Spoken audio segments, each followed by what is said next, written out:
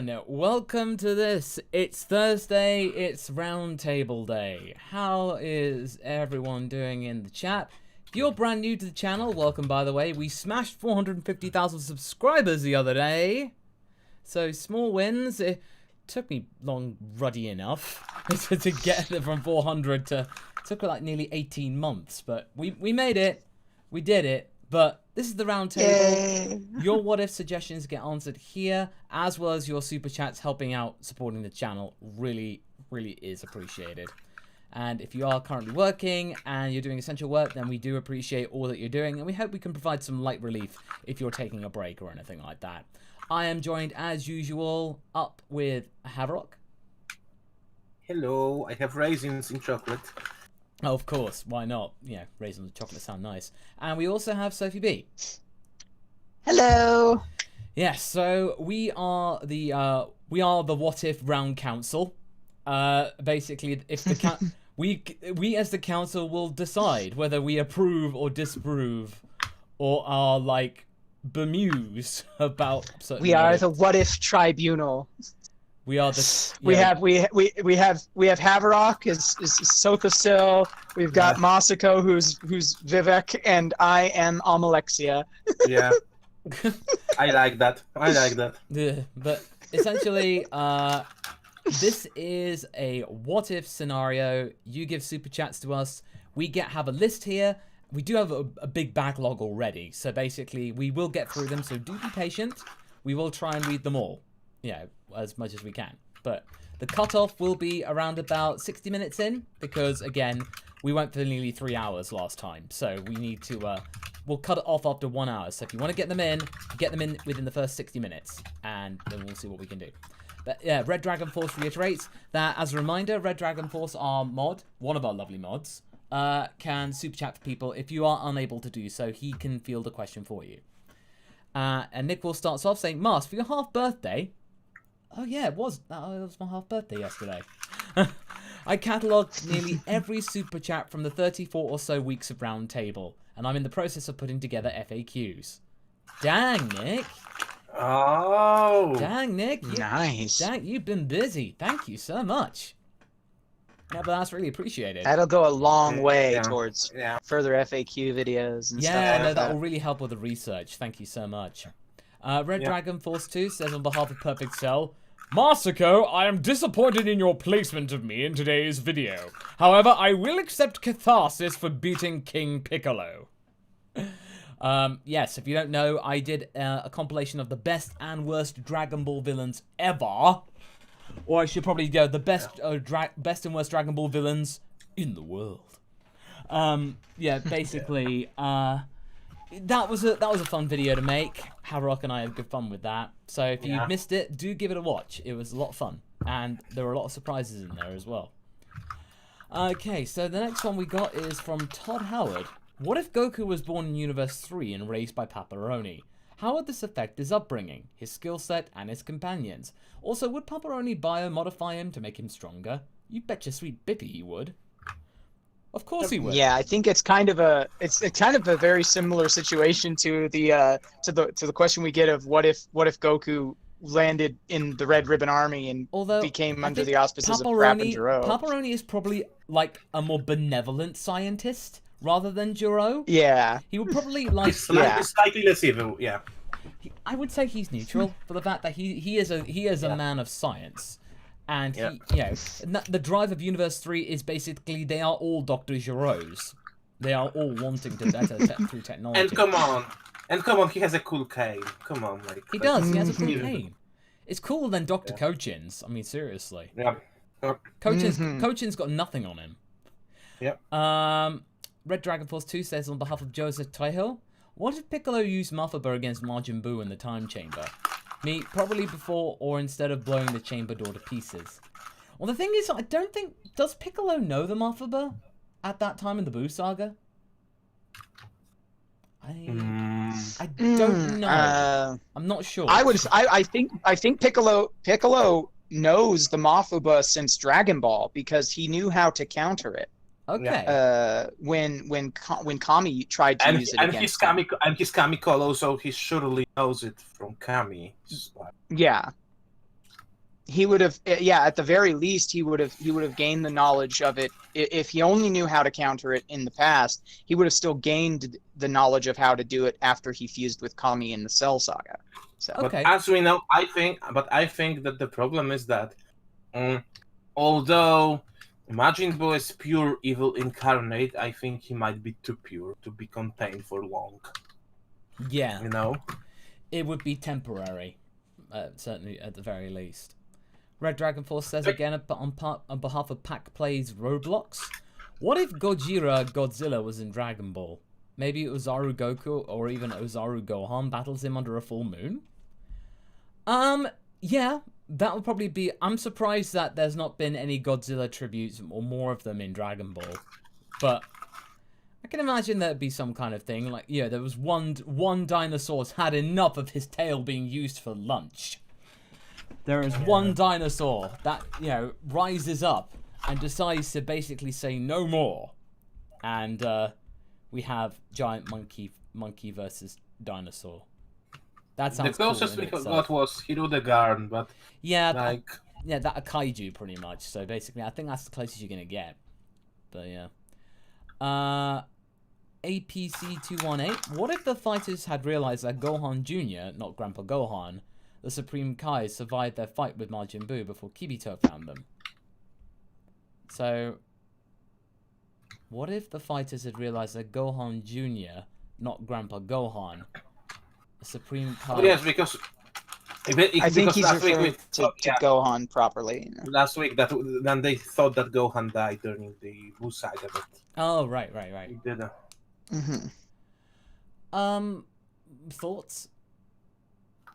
Okay, I'm gonna need to look at the question again because I was too fixated on that. I'm not quite sure what that means. What if the fighters had realized that Gohan Jr., not Grandpa Gohan, the Supreme Kai survived? Oh, and the Supreme Kai survived their fight with Majin Buu before Kibito found them.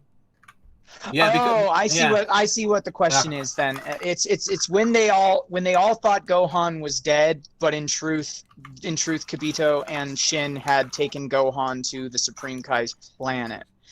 Yeah. I don't know if that particular event would have changed all that much, especially considering that a couple of different characters, Videl especially, was fairly certain, like in her heart, that the Gohan wasn't dead. But it's not like they could have done anything because they had no real means by which to contact Shin and Kibito, and the whole reason that Gohan wound up being taken to the Supreme Kai's world was for training anyway. I don't see how that particular event alters things. Yeah, like they wouldn't like Gohan was their main canon at this point, their main secret weapon. So I feel they will just we are glad that you are okay. Okay. Yeah, no, I think that's a fair enough answer. Red Dragon Force 2 says on behalf of Augustus Abram, what resources will you need for your eventual crossover What Affinity storyline? Well, ideally we would want to do this like in some kind of like tribute, like with art, because I feel like it's so intricate. It's gonna need some like proper like, you know, details rather than just doing it as like a typical What If. Some voice acted segments. Yes. Probably. No, certainly. No. So that's what it would require, Augustus. Dalen64, what if Pilaf got his wish granted back in the first arc of Dragon Ball? How could that affect the story and the characters? Well, I did do that in my What If Goku Never Met Bulma. Basically, the Pilaf gang had a clear run for the Dragon Balls. They got it. They were able to beat King Piccolo and stuff like that. That is until Raditz shows up, and that's where that came from. And then basically Raditz would just destroy them. You know, Pilaf would be the king, the emperor of Earth for maybe like a few years, maybe? Like, at least 5 years. And then ultimately he would lose to Raditz. Yeah, considering that Red Ribbon Army or King Piccolo wouldn't take him earlier. Yeah, no, exactly. Yeah. The biggest issue when it comes to Pilaf's wish is Pilaf is very much this character that doesn't actually realize how effective or ineffective that wish would be, because he wants to wish for world domination, right? He wants to become the emperor over all the world and not just his little tiny spit of desert palace or whatever. And so he might make that wish on Shinron. But that doesn't stop revolutionaries and rebellions from, revolutions and rebellions from cropping up to overthrow him. And he's not a particularly effective leader anyway. So at some point, even if it wasn't Raditz, at some point his empire would ultimately fall, and it would probably not amount to too much of a difference of the story. And if we're going in a timeline where all of the canon events still do happen, except he manages to get his wish, all that winds up happening is that the Dragon Ball crew take him out after he's emperor of the world. Yeah. They wouldn't let something like that get in the way. Mm-hmm. APC now. What if there was a continuation for Dragon Ball Path to Power, in which deals with how Goku met the rest of the cast of Dragon Ball up to Z? Or like a second OVA. You probably would truncate the how Krillin, you probably would make Krillin less of a jerk from the start to kind of speed up that that bonding process. Yep. And maybe have Roshi say, "Oh, I've got to really quickly train you before the World Martial Arts Tournament." So you gotta do it almost it's not going to be easy, but if we can do it, we might be able to do well. And then it's basically be a man. More montages, yeah. Yes, montages. So you have that really. Podo, I saw the Nux Taku video you were in, and after seeing that, I really wanted to hear some of those clips in your DB voices, like Goku for the Food Wars one, Vegeta for the "Good morning, my," and Hercule for Elvis Hot Dog Guy. Oh yes, I was in one of Nux's videos to do fan dubs and stuff. I did the mini skirt speech from FMA, so that was fun. Yeah, or as he would say, and Anderson's English speech. Yo. Norio Wakamoto. Good old Norio Wakamoto. To dust. Amen. No, yeah, Norio Wakamoto, man. Guy Good plays stuff. Anderson, it's Cell. So there you go. But no, that was a lot of fun. I probably should have improvised more, but I was actually probably taking it really seriously. Just trying to impress and stuff like that. I didn't want to suck, pretty much. So there you go. Red Dragon Force 2 on behalf of Joseph. What if Jiro learned how to grow Cybermen? Oh. Then basically Nappa from the other world. Am I a joke to you? Pretty much. But I think, he would totally use them. He would find a way to mass produce them.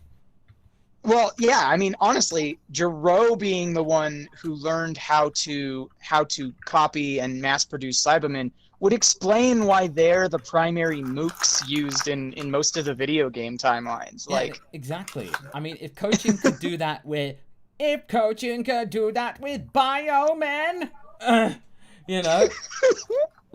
Jiro could do it with Cybermen, pilfer from Saiyan technology, pretty much. So it makes sense. And I've got another Cyberman from White Oak. What if a Cyberman evolved? Well, technically they do in the games, because you don't just have a Cyberman. You got all sorts of different ranks and powers. They just get plot armor, pretty much. You get the different colored Cybermen with different strengths.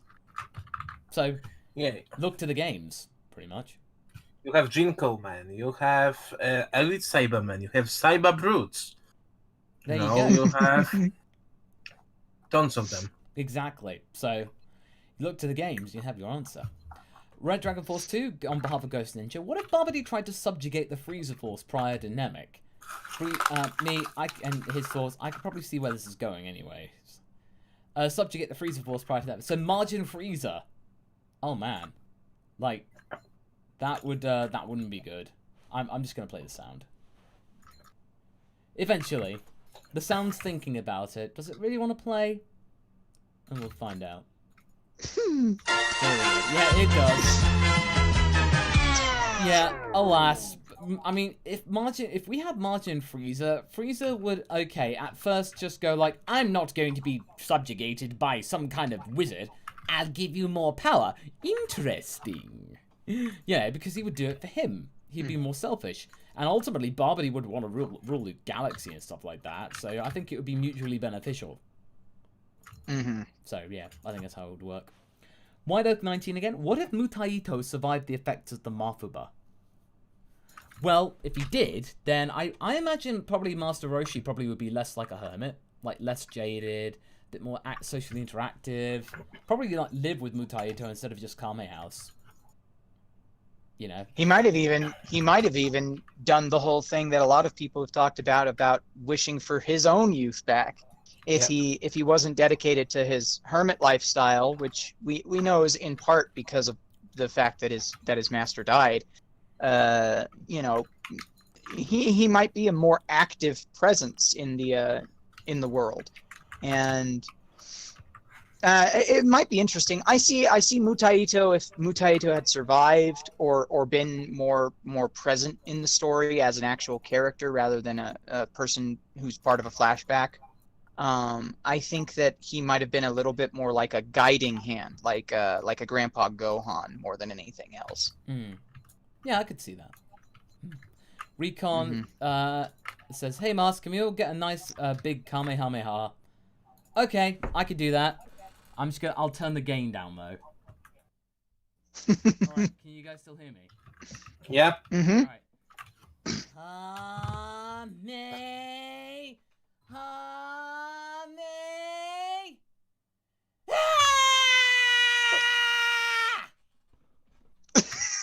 Yay! There you go. That was Gohan. Yeah, pretty much. Yeah. It was interesting when I was recording the one where basically Gohan just goes like, no, that Kamehameha back at Cell. Yeah, basically before he gets like boom into that. Yeah, it was just like doing the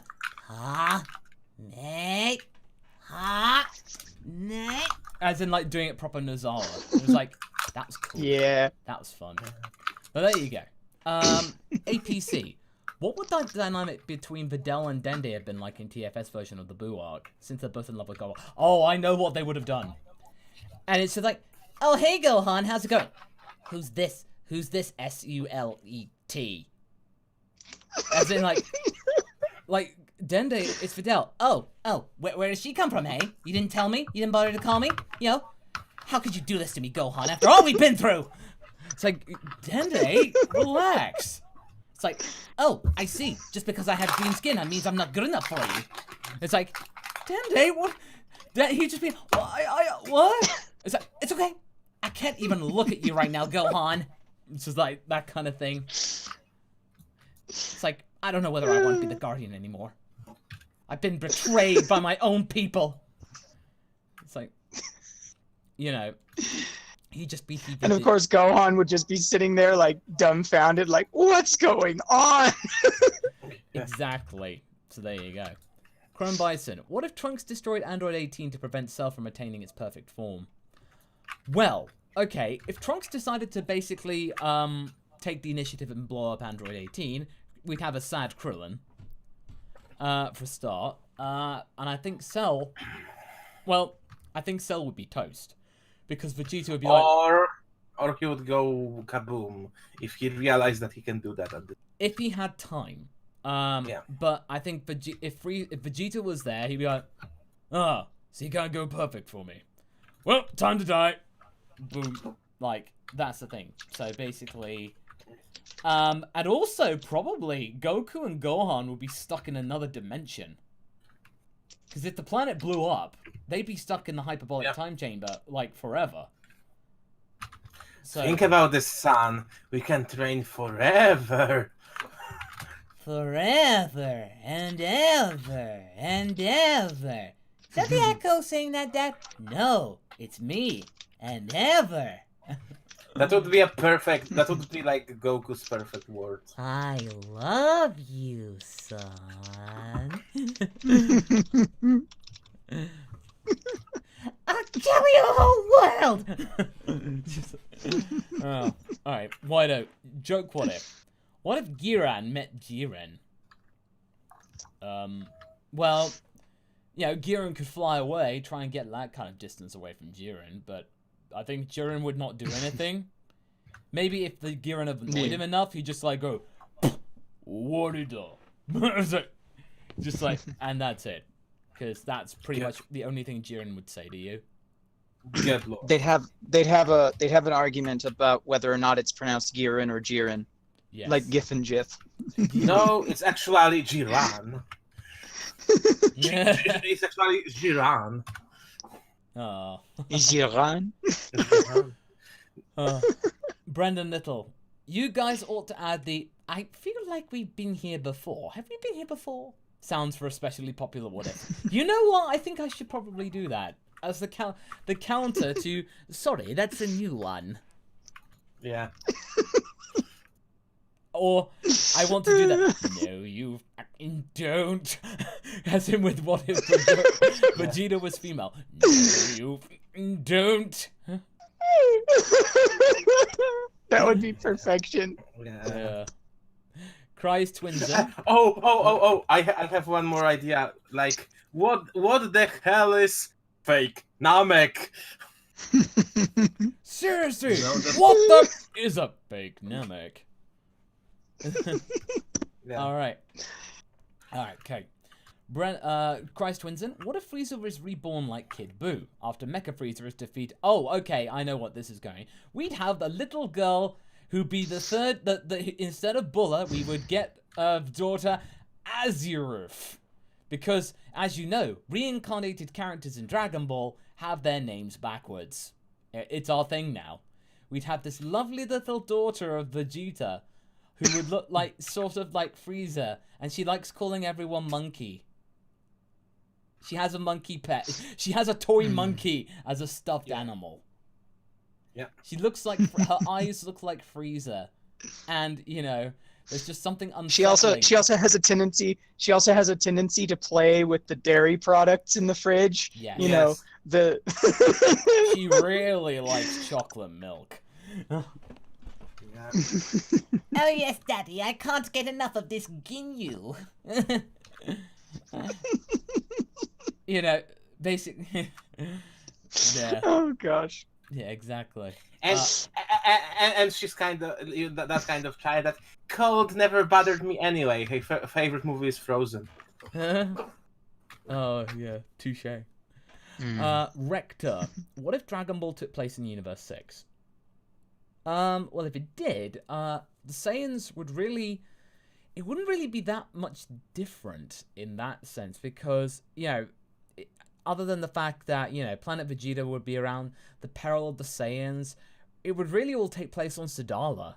I mean, Dragon Ball in and of itself wouldn't really exist, because the only Dragon Balls in Universe 6 are that people know of are the Super Dragon Balls. I mean, Namekian Dragon Balls. I know Namekian Dragon Balls, but we wouldn't see them. If basically, say for example, Kaba became our main character, you know, it would not. It would basically be about the Saiyans being like the police force. It'd be like Dragon Ball SPD, pretty much. Yeah, and with Dr. Rota as supporting cast. Yeah. Fujimasa. Or no, Botamo and Magetta as two protagonists. Yeah. Fujimasaki, what if Nappa became Zeno's Grand Vizier? It's like, Grand Vizier Nappa, I request your special guidance. Hold the tournament. Are you sure? Yeah, look, come on, Zeno, baby. You pretty much gotta do this because we got so many fighters going on. There's so many to keep up. And besides, you always want to talking about downsizing and synergizing different universes. I think that's gonna be very efficient for our optics. If they want to be able to stay alive, they have to prove their value. Erase the timeline. Shouldn't I help that future Trunks guy? He looks like a guy. That time waster and freeloader, please.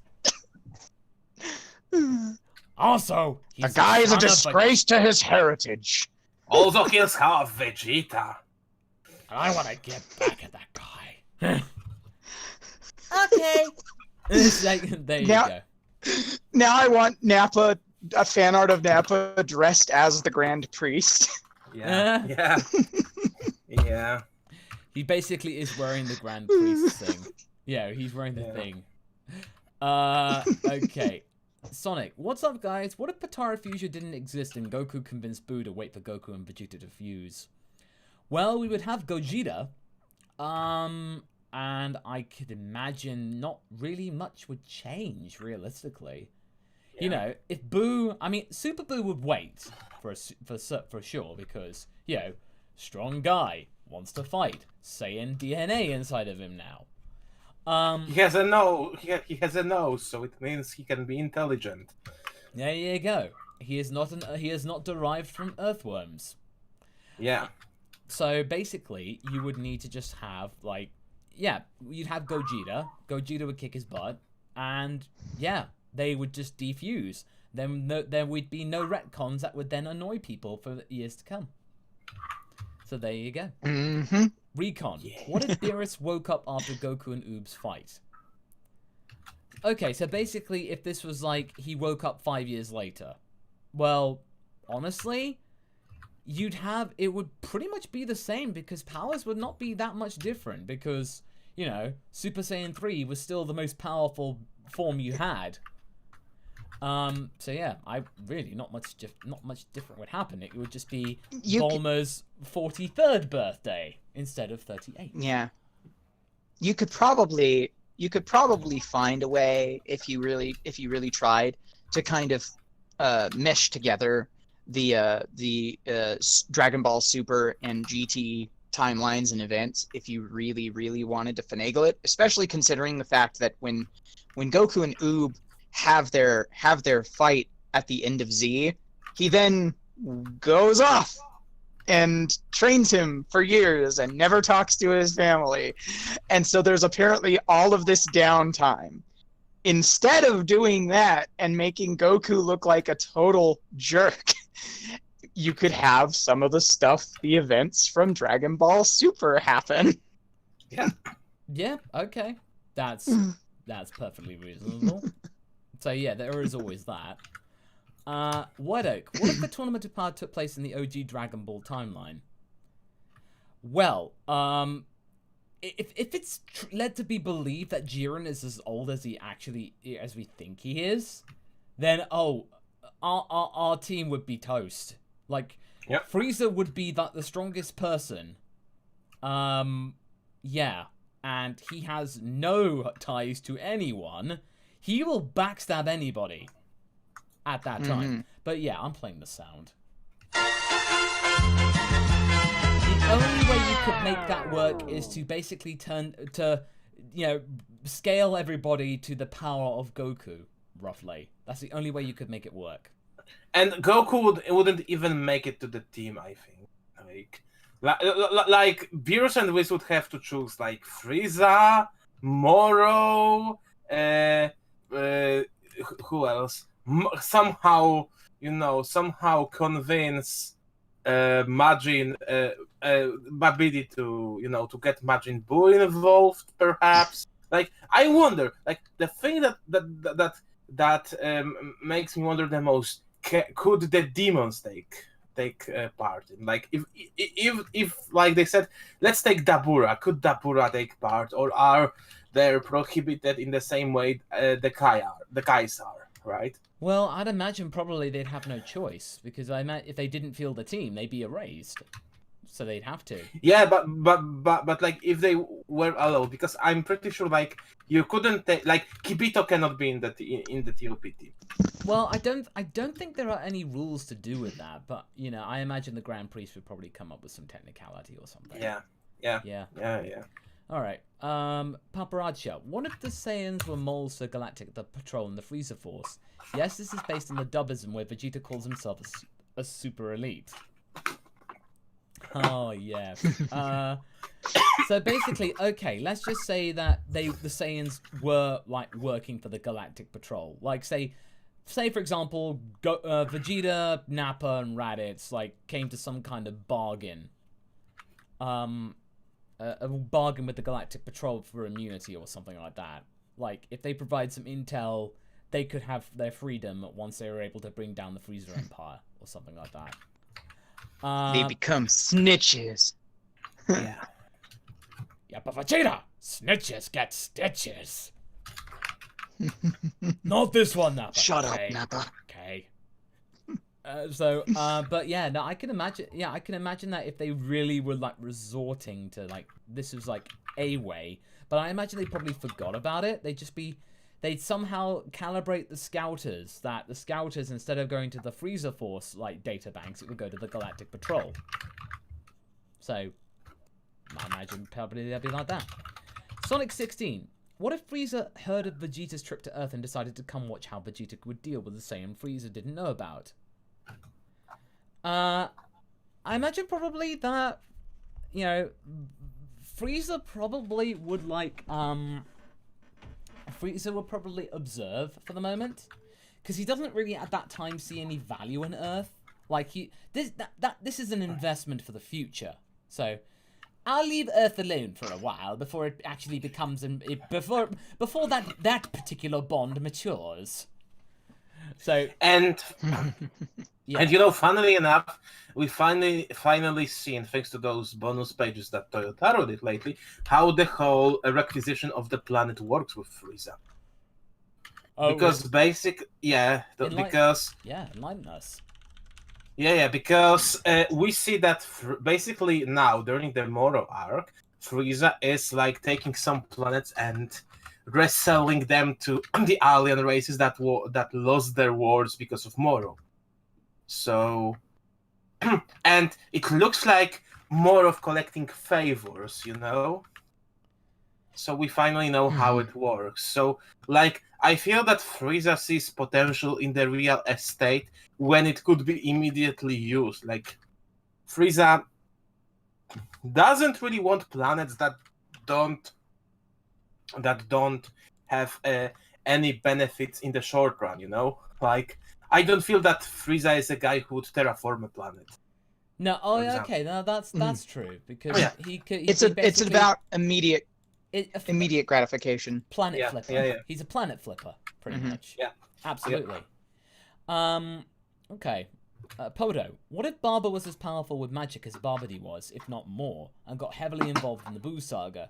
Would we possibly see a Barba versus Babidi? You know what? I can imagine that actually happening. Like, you know, Barba's just like, you know, everyone's like surprised. Barba, when did you get that strong? I've always been this strong. Nobody asks me for anything.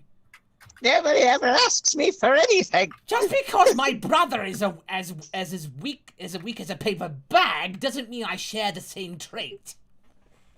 So it's just like fun fact. Barba is Barba never. Why didn't you ever help us? You never asked. Aside from using my crystal ball, I'm more than just your communal garden witch. Nobody ever visits me anymore. Nobody tells me. No, nobody tells me. Nobody tells me nothing. Fun fact: Baba is Polish and Polish for old woman. The derogative term for old woman. Probably Toriyama took it from Baba Yaga, which is like a Slavic witch from legends. We also have this, but Baba is just, you know, and derogative word for a woman, especially an old one, you know. Oh. Yeah. All right. Well, that's good to know. ISK. What if Vegeta happens to get offed by Moro and Vegeta's mind and/or memories are sent back to his start of Saiyan Saga past self? Oh, so some kind of like, you know, life on Mars type thing. You know, so stuff like that. So he just relives his past lives and stuff like that. So he kind of goes in a loop, in a way. So maybe that could be interesting. He might change the course of history. Maybe probably not be as much of a jerk to Nappa. Maybe. Yeah. You know what, Raditz? What's that, Prince Vegeta? You're not that bad. You kind of suck, but you're not bad.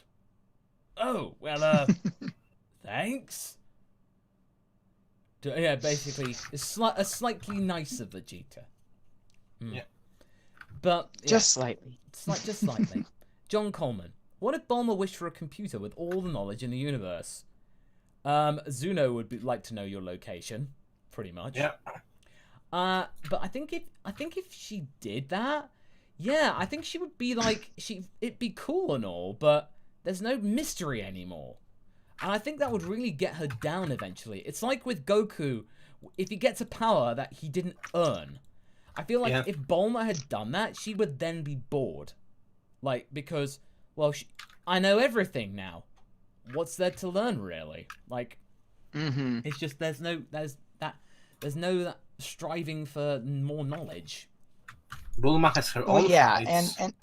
and Bulma may be a genius, but it's not as if she hasn't worked for a lot that she's had. You know, she's a tinkerer and an inventor as well.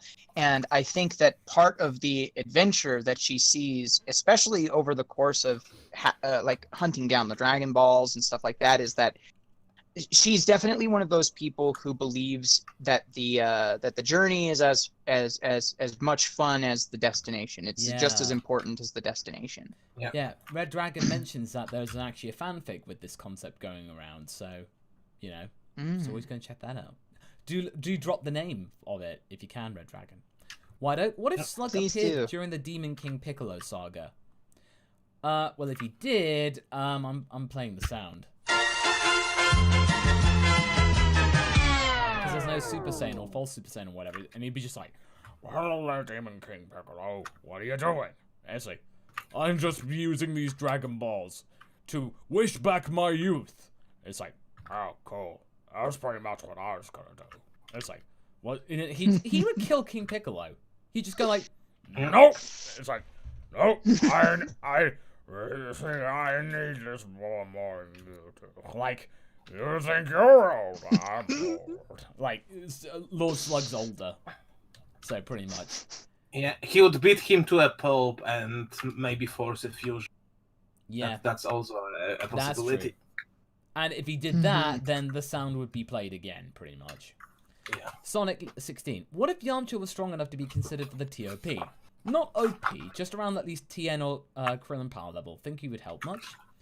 Well, the thing is, though, there's no saying that he isn't the same power level, roughly, as Ten Shinhan.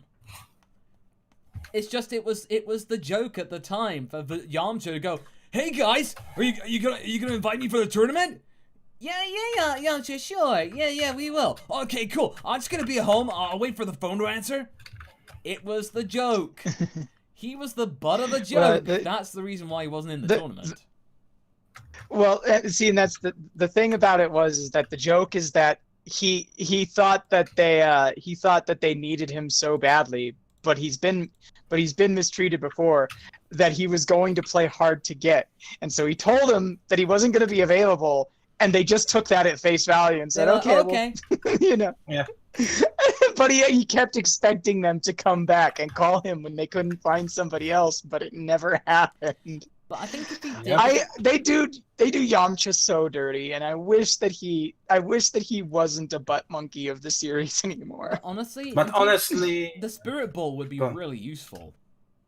Yeah. It would. Because you could also, you know, some people might have called it. He could hide around corners and use the Spirit Ball to knock people off the ring. Some people might have called the little baseball game that they had filler, but you want to know what I thought was interesting?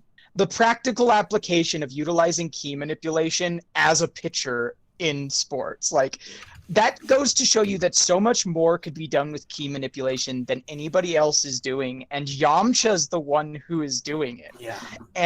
And I'm like, if you can manipulate a baseball in the same way that you can manipulate the Spirit Ball, what else could you manipulate? What else could you do? What else could you accomplish? There's so many things you could do with the talents that Yamcha has, but everybody just decides to treat him like a butt monkey, and it's sad. Because it's funny. That's why. At least he got some impressive takedowns in the manga.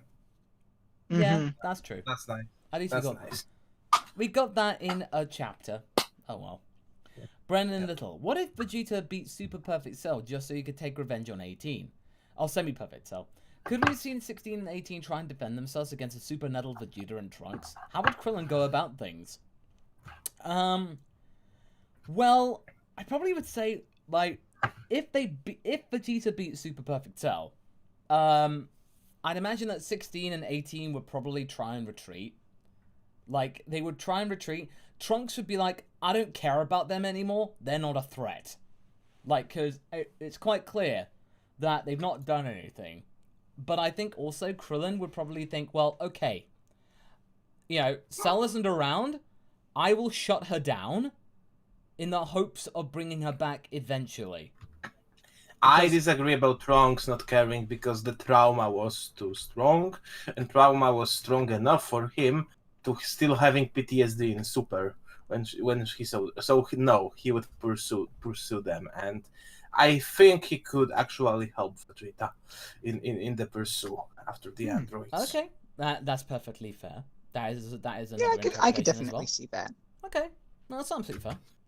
Sin Overlord, hey Masako, hopefully you like that. Hey kid, not bad out there, Bardock coloring on Twitter. Ah yes, I do. In fact, I will just retweet that again. I made sure to show that to Trev, the original artist, and he went, "Hey, that looks pretty good." So pretty much like, you know, oh hey, that looks absolutely banging, man. Yeah, he Trev liked that, so definitely. Also, good news. RNR showed a soft spot on Reddit. Yeah, episode 5 was really good. Yeah, I hope you guys watched it, and we are hard at work on episode 6 right now. So we are looking hard on that, and we hopefully will have that this year. Yeah, I know it's taken a while, but I think we've managed to square things away and sort some things out, so we now can get things done much quicker. Yeah, I think so. Yeah. Yesterday we had to read through the scripts of 6 and 7 because there are a 2-parter. Yes, so it was very illuminating, and the cast really dig it. So yeah, if they dig it, do expect some very, very good stuff. Yeah, Right. Charlazard, what if Piccolo Jr. won against Goku? Play sound. My only thing is that Piccolo Jr. does show mercy. I don't think he would then go on to destroy the world, pretty much. He would probably not kill Goku, but he would leave him for dead. He would leave him for dead. Yeah. He would leave. He wouldn't destroy anyone. He'd be just like, you know, I got what I wanted, was to avenge my dad against Goku. And I got it. So I am now going to go off and do my own thing. So, I'm my own Namekian. So there you go. So he would just go off and do his thing and never be seen again. He would probably try to take control of the world, but he would be like... He would be the lesser evil. Like, out of all the evil overlords, he would be probably the least evil overlord that Earth could have. I don't think he would do that. I think he would literally be like, I did what I wanted to. I did what my dad basically made me to do, was to get his revenge on Goku. That's it. I'm done.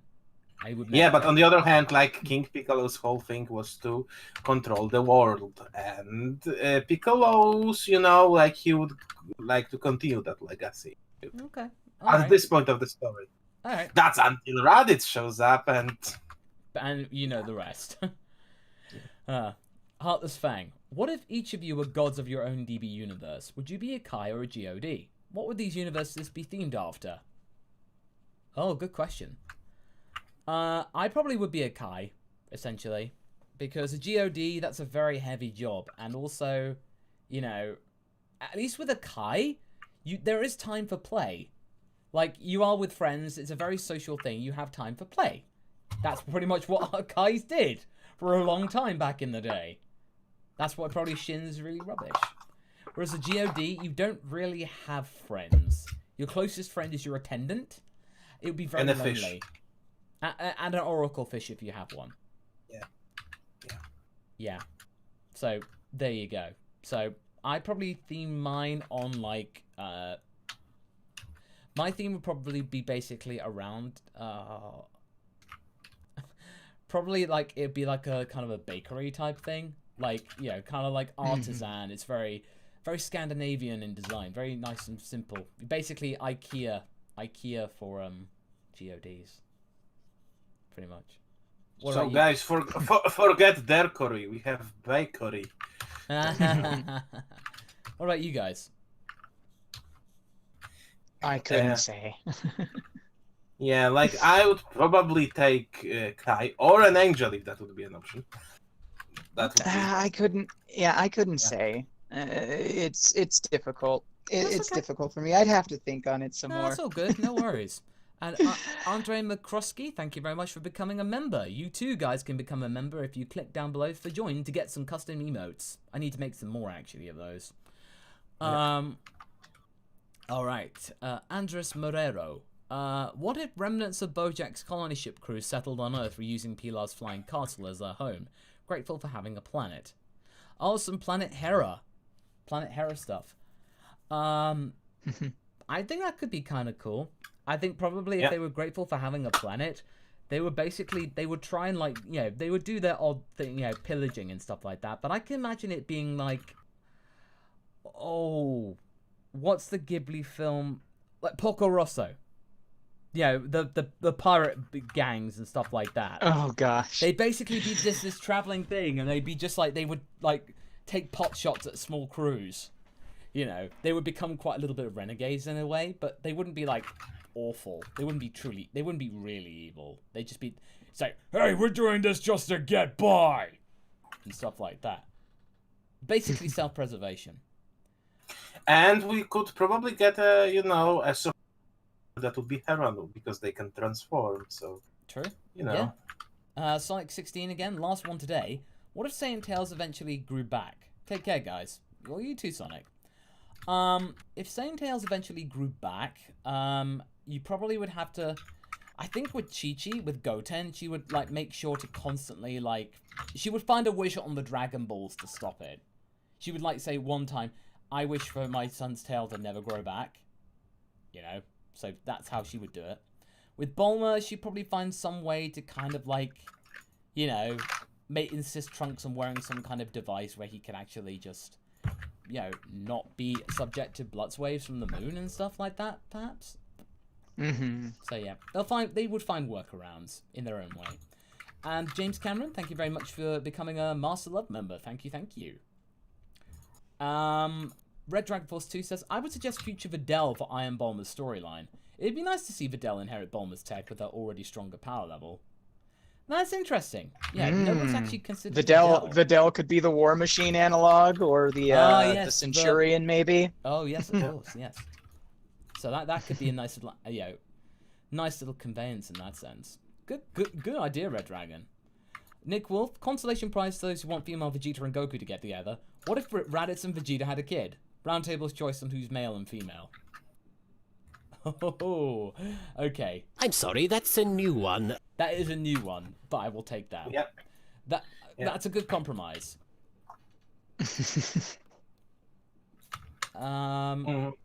Very big potential, probably. Now, what exactly was the question again? Basically, since we're basically very salty on what if Vegeta was female, what if Raditz and Vegeta had a kid and we could choose who was male and female? Now, see, that's an interesting way of changing it up, because instead of asking like what if Vegeta was female and trying to manipulate the situation to where Vegeta and Goku can hook up or whatever, change things up and make Vegeta and Raditz already hooked up before the start of the series, and Goku has a niece or nephew or whatever. That's interesting. That strikes me as pretty interesting, and I think that Raditz would probably be a bit more powerful when they came to Earth. You'd have to have the situation be like, okay, so which one of them got gender bent, Vegeta or Raditz? I'd probably say Raditz, because I could see a Fem Raditz trying to find a balance of taking after both her father Bardock and her mother. And I think Fem Raditz would be a lot more of a motherly archetype than Vegeta would as a female. Yeah. Yeah, I would. Yeah. And their daughter would be really similar to Tina. You get a lot from your grandparents. Yeah, I like this idea. I like this idea. Maybe we might do that for an FAQ as a compromise thing. Yeah. So maybe we'll do that. Okay, Brendan Little, small idea for fun. What if during his world travels, Good Boy 21 met his elder brother Eta? Ooh, that's a good idea for the feels. So basically, it would be like, if he did, then he'd be at Muscle Tower, like, or something like that, just exploring the world, trying to understand what was Goku like as a kid, and yeah, he would discover, like, Eta would be like, wandering around and senses this energy that's very similar to Dr. Gero, and I think they would have a heart-to-heart and stuff like that. And I think Maita and Condra would get along with Aether. Really of course. And then, 21 and Aether would have a hug. And 21 is like, this hug feels the most complete, best hug I've ever had in my life. It's like, you're as tall as me. That never happens. It was a perfect hug. It was perfect because no one's as tall as me.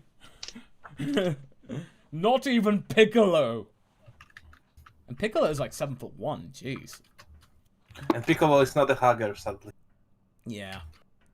Andres Moreau, what if magic tech spiders were a thing and an ally of the Z Fighters? Magic tech spiders. Magitech spiders? Is that what it said? Yes. Are they referring to like Magitech as in like the Final Fantasy Magitech, or just magical technology in general? I think maybe. I'm not sure. I don't know. There are many types of Magitech spiders in the media. Yeah, no, sorry about that. We don't really know about that, I'm afraid. So, if you can like Magitech in general. I think Tempest Mars mentioned it was from like Final Fantasy VI or something like that. Yeah. Okay. Yeah, the Magitech armor from Final Fantasy VI. It only really looks like a spider in its like re-release design and the concept art. And I don't care for the spidery look, actually, when I think about it. I prefer the way that it looks in the sprite art. But it would be interesting to see how Magitech armor could function in the Dragon Ball world. I've always thought that magic and the energy that exists in that universe that is magic, being this separate thing from Ki and separate from all this other stuff, I've always felt that it hasn't really gotten its fair slice of the pie and its fair share of the limelight in the Dragon Ball world. So having a situation wherein you have something like that, Magitech, present would be interesting, I think. Okay. All right. That seems like a good answer. Sailor 210.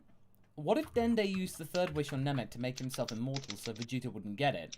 How would this change the story? Well, basically, he'd be constantly healing people, and Frieza, he'd be just like... Frieza would just try and destroy him, and, like, Dende would just be like, are you done?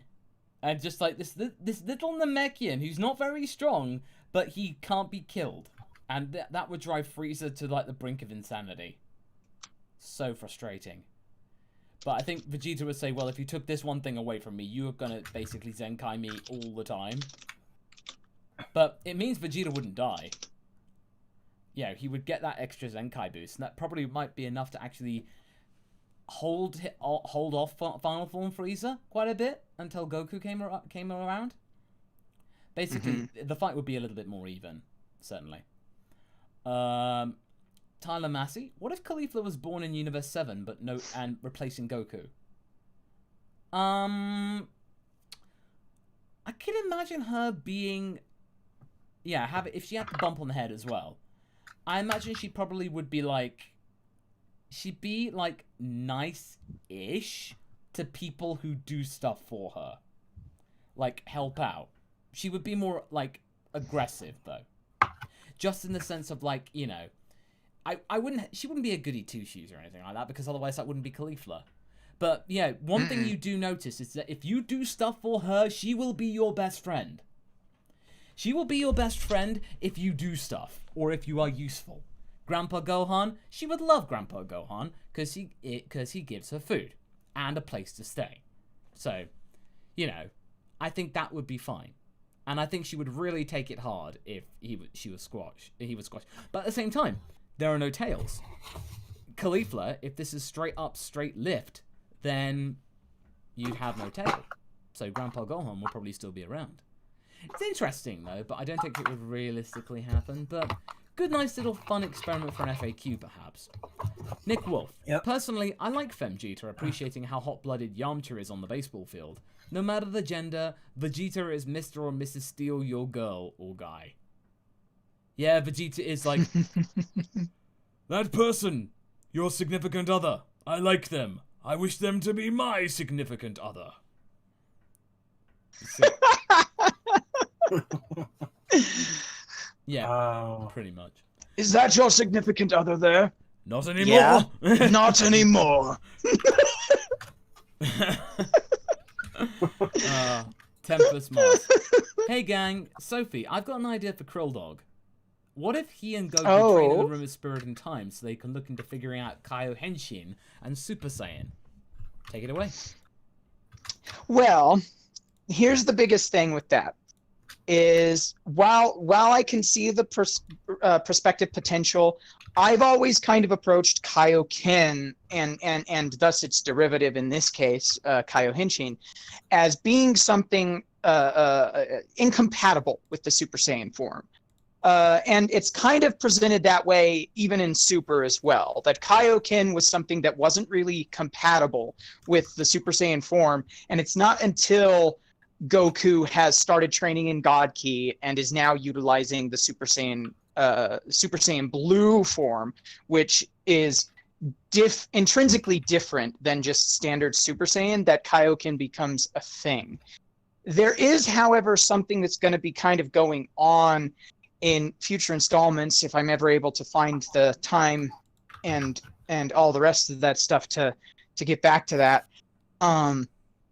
When it comes to expanding upon the nature of Kaioshin as the whole, and because Kaioshin is a thing, it's going to make it to where everyone involved in the Z Fighters are going to be much stronger than their canon counterparts, because they're all training and prepping and fighting at much more heightened degrees of power.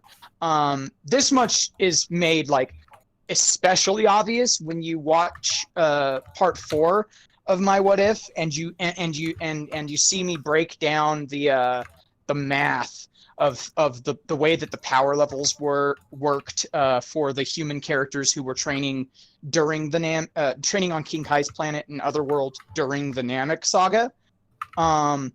Like seriously, when you think about how high the power levels of the human characters like Ten Shinhan and Yamcha were during at the beginning of the Android saga and canon, and then you see what the training that they could have accomplished, how much that can boost their power potential, it's pretty mind-boggling. So while I'm not looking into combining Kaioshin and Super Saiyan in any way, especially since I don't want the Saiyans to use it, it's as much a narrative decision as an in-universe thing. But I don't want the Saiyans to use Kaioshin, but that doesn't mean that they aren't going to be experiencing their own forms of gains from training with the fighters who do utilize it. And there is more coming from Kaioshin itself in future installments, because I'm going to expand upon it and its nature. Okay. All right. Cool. Well, thank you very much for that, Tempest. Dark Cloud Alpha, what kind of android would you each design? Amarok has something in the works. He does have something. What a We coincidence. will not say. We were just talking about this actually. How much should we say, or should we not say anything at all? We have a lot of plans regarding androids, and sadly, that question will be answered one day. One day. Yeah, it's going to be answered. It's good. We had a huge conversation about this, but we literally can't tell you anything we talked about because it would be a huge spoiler, and Haverock and Masako really want to present it to you. Let's just say you guys will see the fruits of our labors. Soon enough. Absolutely. Yes. Sonic 60. Edit to last one. Would the tails make a difference to power levels? Saiyan tails, well, in theory, yes, but it can easily be adapted out, like Vegeta and Nappa showed. Like, the pitfalls of a Saiyan tail could be learnt away. So it kind of implies the tail is something like psychosomatic. So if you can just learn to not be affected by the quirks of a tail, realistically, if you were born without a tail, you could be fine without it. But if you had it and then didn't, it really affected Goku for quite a bit in terms of his balance and agility. It's an interesting concept to me because one of the things that I always thought, especially when I was younger and watching Dragon Ball Z and stuff like that, is I always thought that the tail wasn't something that makes the Saiyan stronger, right? I always actually believed that it was kind of a misdirection, that in fact the belief that the tail could make the Saiyan stronger is actually false. And it wasn't until GT came out and I was like, oh, they've got Super Saiyan 4 now, so maybe that's not exactly true. But I used to think that the tail. Oh, hello. Sorry, it's gone at 8 o'clock, so it's just one thing I need to say. It's clap for our carers thing going around. So once again, if you are an essential worker or a key worker or working in the medical field, we are applauding you. So thank you very much for all of the contributions. So clap for our carers, everybody. Thank you so much. Thank you so much for all you key workers out there. We do this every week, so you know. Yeah, this week I want to ask you especially for some clapping for my dad, who's who's a doctor. Yeah, absolutely. Yeah, and deserves some clapping. Yeah, absolutely. So thanks very much for that, Sophie. But what else did you have to say? What I was saying was that I used to think that in fact the tail served actually more like a limiter, but nobody really realized it, and that's why so many Saiyans don't start really making their gains until after they've lost their tails. Like, I used to think about it because it's like, Raditz, Nappa, Vegeta, they had been ostensibly fighting for Frieza's empire for years, 20 years, and yet they had only grown into the tens of thousands if you were Vegeta, and much less than that if you were Raditz and Nappa. And yet the moment Vegeta loses his tail, he starts making insane gains on planet Namek. Same thing goes with Goku. A lot of his biggest leaps and bounds when it comes to his training were in the moments when he didn't have his tail present. And very similar in a lot of ways across the board, because Gohan's much the same. He has a very, very potent natural power, but a lot of his gains came after he lost the tail. And then other Saiyan characters were outright just born without the tails, and yet they were also born with much greater talent, power potential. And then we get in Super, we've got the Universe 6 Saiyans, and none of them even have tails, implying that they evolved beyond the need for them, or just maybe they became needless, and so their bodies evolved to get rid of them. Okay, that's fair. Nick Wolf, we will keep super chats going for just a little while longer. We did start a little bit later than we would have liked, so we'll keep it going for another 10 minutes, and then we'll close it. But thank you very much for being on the ball, though. So if you want to get your super chats in before the cutoff, you've got another 10 minutes. So do have that in mind. But anything you can, very much appreciated. Kirby163. What if Videl survived Super Boo's attack on the lookout due to Hercule's boon with Fat Boo? Could she use that weakness to help Gohan fight? So like almost make Videl some kind of like persona non grata for Boo. So like there's like kind of this block. So like Super Boo, this hidden trait that he goes to try and hit Videl, but he can't. Like something's holding him back. Like he just goes like, and he literally physically cannot punch her. That's cool. That would be something. That would be interesting. Yeah, and it'd be just like, yeah, Hercule would be going like, what's going on? Why can't he hit Videl? Well, first off, basically Dende would say, well, first off, I don't know why you're not helping your daughter, but actually, I believe it's your friend inside. So, it could also play out like he could maybe hit the because if you think about it as like a subconscious thing, right?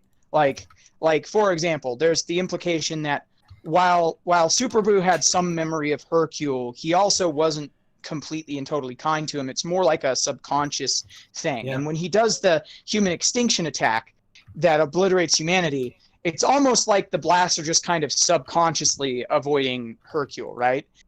So if you want to make it into a kind of a subconscious thing, have it be that he does hit Videl, but when upon closer inspection, you notice that he's pulling his punches and they aren't actually as potent, and he's not aiming for vital spots, right? So it's like he's fighting her, but he's not fighting her at his highest, and he's not fighting to kill.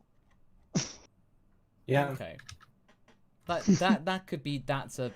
is a good point. That could be another way to do it. Mm-hmm. Nick Wolf says, oh, ultimate twist. Femjita still winds up with Bulma, and Bulma makes a device allowing two women to have a kid. The perfect troll Toriyama move.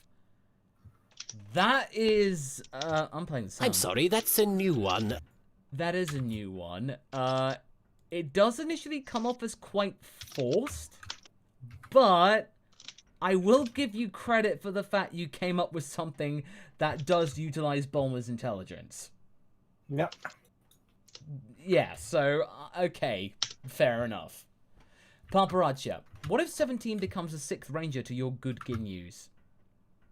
Oh yeah, so you get Android 17 becoming part of the Ginyu force. I can imagine him like eventually doing it, like he just shows up one time.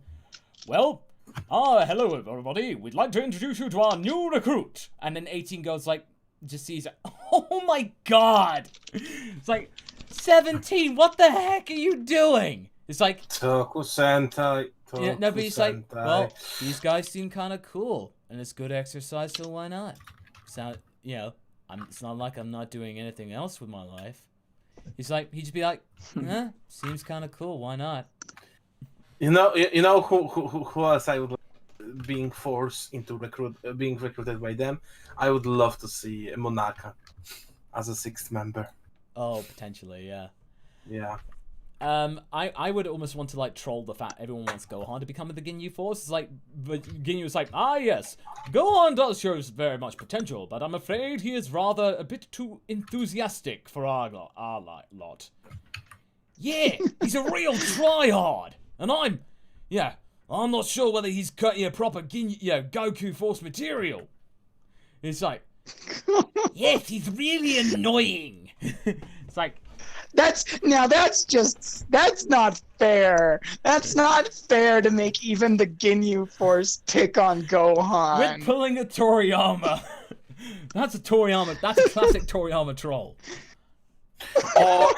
or even something else like we appreciate his enthusiasm, but we care deeply about his education degree. And we couldn't do that and disturb his conferences. It's like, oh, come on, Captain Ginyu. It's like, I can deal with my studies and studying choreography. No. It would weigh hard on my consciousness to know that I was dragging you away from your studies. No, Gohan, I am doing this for your own good. It's like, Raccoon respects the fact of intelligence. Raccoon regrets that my intelligence is not exactly above average, but if I knew that one of my friends could be what he wanted to be, then it would make Raccoon happy. And Chi-Chi's like to Goku, see, why can't you be more like them? They are such... You see, that such a- Mr. Raccoon, that you... Okay, that Raccoon's not bad. Raccoon appreciates that. But yeah. Okay. Seriously, with the Ginyu Force turn good, you can come up with dialogue for days. Yeah. Seriously. Okay.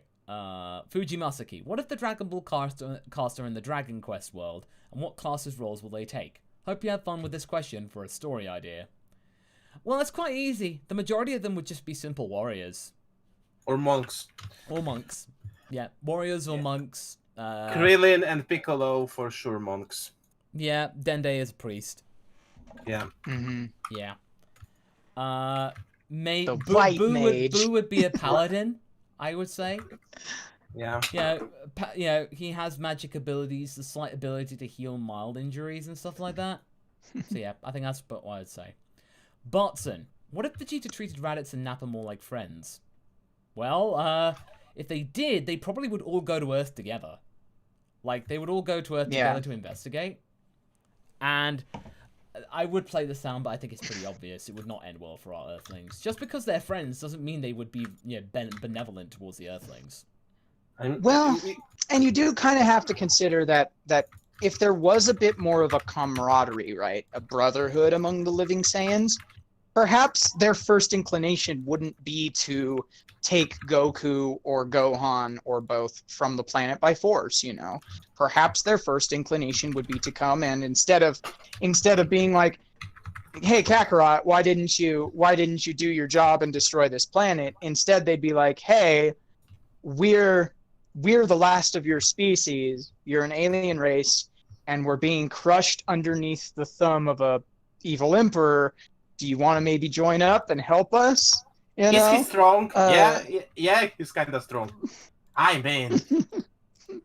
And so, I mean, Goku, if they didn't come, if it hadn't been a situation where, like, because in canon, Raditz shows up and he immediately begins throwing his weight around.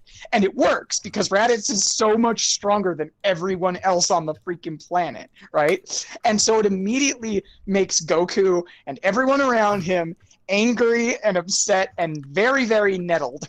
If they'd have just come and been polite when they landed on the planet, they might have been better. I think it might have been a little bit differently. So maybe if there was that kind of sense of camaraderie, maybe they would have shown up on the planet and been a little bit more polite. And they would still be alive, probably. Yeah, touche.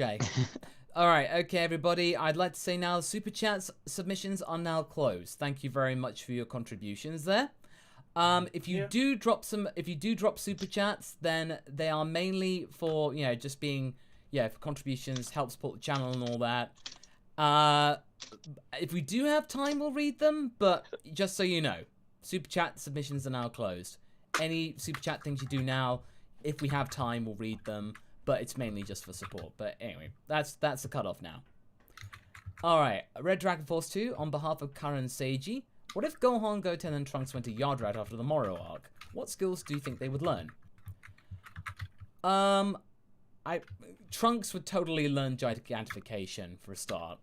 Goten multiform, for sure. Multiform, yeah. I think Gohan would probably, probably do instant healing. Transmission. Instant transmission, everyone gets that. Yeah. Probably like healing. Yeah. Yeah, so simple.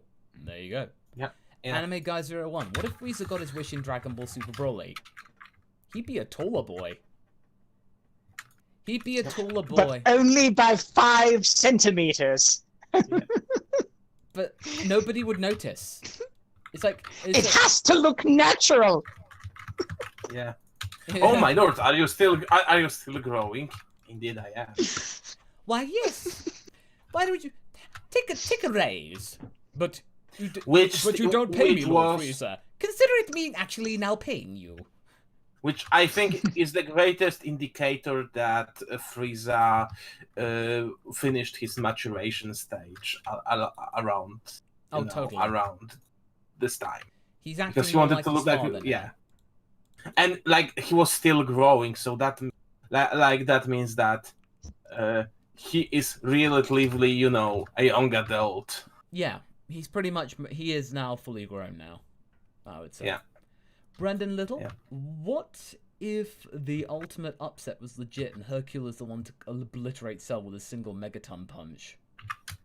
Oh, Goku would just be like, if they saw that and that megaton punch actually worked, like, Cell is, like, evaporates into nothing.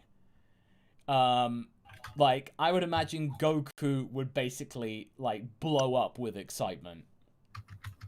Like, he would just blow up with giddiness and just, like, say, I want to fight that guy! You know, he'd be just like that, but I think if this was an upset, Hercule had no idea this would happen. Poor Cell, he doesn't deserve that. Come on, guys. I know. His poor jawline. Yeah. Paparacha, what if Earthworm Krill developed regeneration? Oh, you cut them in two. If you cut Krillin in half, you end up with 2 Krillins. I feel Philly should tell you that this doesn't work this way, sadly. Well, Toriyama doesn't know. He would just go like, and the Krill dogs are in the house. If every time you cut me in twain, I come back stronger and more annoying. So there you go. Just like pseudoscience. Yep. Jesse Goff, follow up to my what if last week. What if Frieza went to Earth? What if Dr. Gero and androids had to defend the Earth if Z Fighters lost during the Namek saga? Okay. So basically, Frieza goes to Earth. Dr. Gero goes like, well, that's weird. You know, this isn't the same lot. Goku's gone. What's going on? He probably would not... this wouldn't be like revenge or anything like that.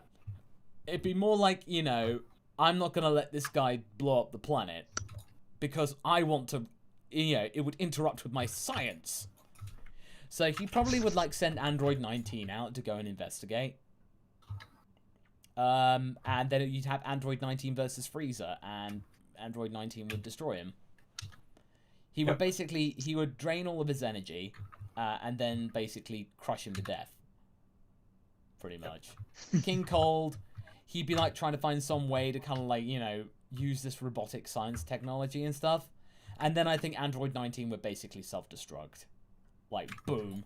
Just blow himself up. Because Gero doesn't really hold anything enamored to him. He'd be just saying, ah yes, good. That was a success. I'll just build another one. So... that's pretty much... I'm gonna call him...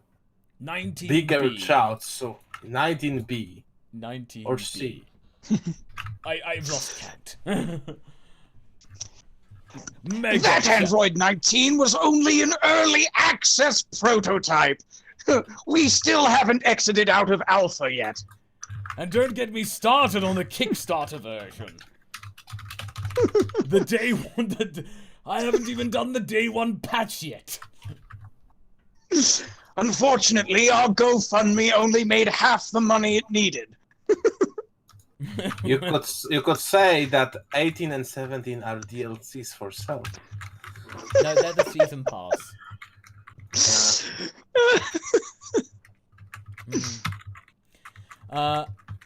Like paparazzi. No, basic. Oh no, they're loot boxes. So Cell, come on, come on. Come on, yes! Is it going to be androided? No, I absorbed him already! You get 17. 2 17s, yeah. 2 17s. Oh, I wonder what will happen. I wonder what will happen if he absorbed 2 70s from different... Ooh. Yeah, or 2 18s, you know? You would have super semi-perfect Cell. He would look bizarrely buff and attractive with long hair. Yeah. Yeah. Super 17, but green and fish lips. Yeah. Oh my gosh. Paparazzi. What if sensu beans were native to Namek? Okay, so basically if they were grown, then sensu beans would be really common on Namek. Like, you know, Krillin would be a, oh my goodness! I'm like a kid in a candy store. I found sensu my beans! home! Sensu beans! Sensu beans everywhere! No, basically he'd be like Benny from the Lego movie. Yeah, it's like, sensu Sesames! Oh god. Sesames! He's just like appearing everywhere. Sesames! But yeah, there you go. Dark Cloud Alpha. What do you think happened in the first timeline created by Trunks for Cell didn't show up and 17 and 18 did? Okay. Happened in the first timeline created by Trunks, where Cell didn't show up 17, 18. Well, Cell. Yeah, the one. Oh, we're gone. The one when Cell killed Trunks, you mean? After... well, basically he did. Yeah. He killed the androids. He basically was like, yeah. So basically, what do you think happened? Well, basically he did. It was like a shoot off. He basically went back to the future, killed the androids, but didn't anticipate Cell being there, and he got jumped, pretty much. He wanted to go back to the future, back to the past and celebrate. He didn't have warning, pretty much. Sailor 210, what if Beerus slapped Videl instead of Bulma? Well, first off, I'd be pissed. First of all. Ooh, but I imagine Gohan would explode.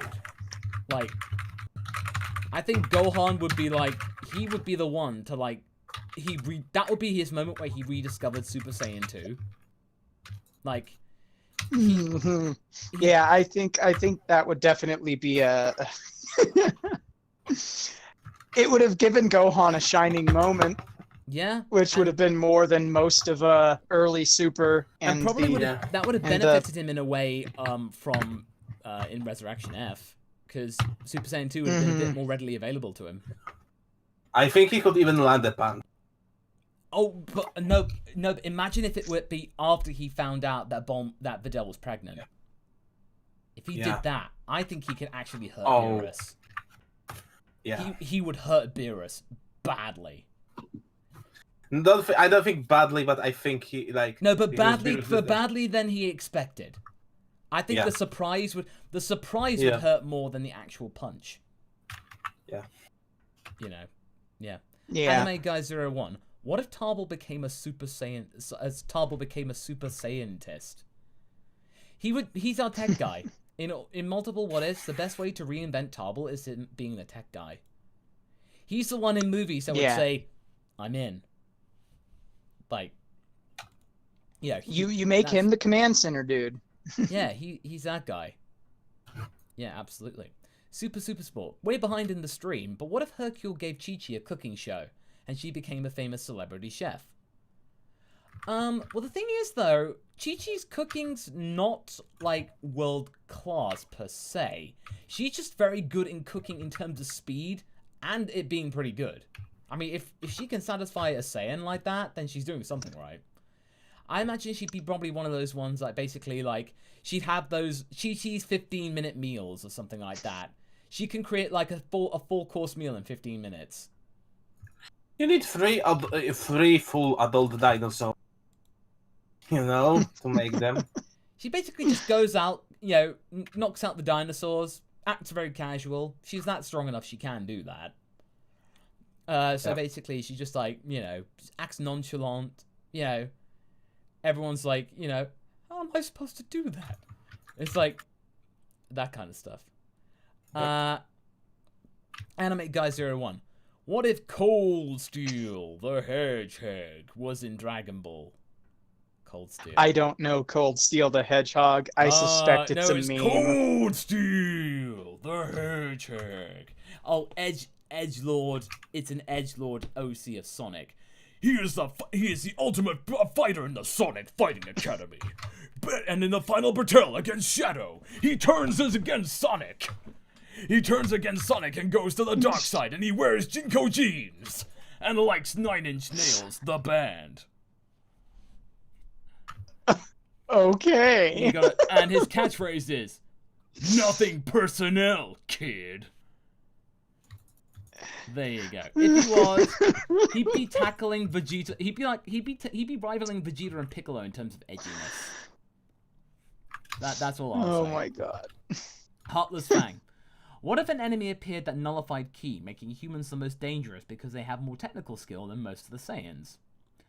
Well, you sort of get that in a way with Moro, to some very small extent.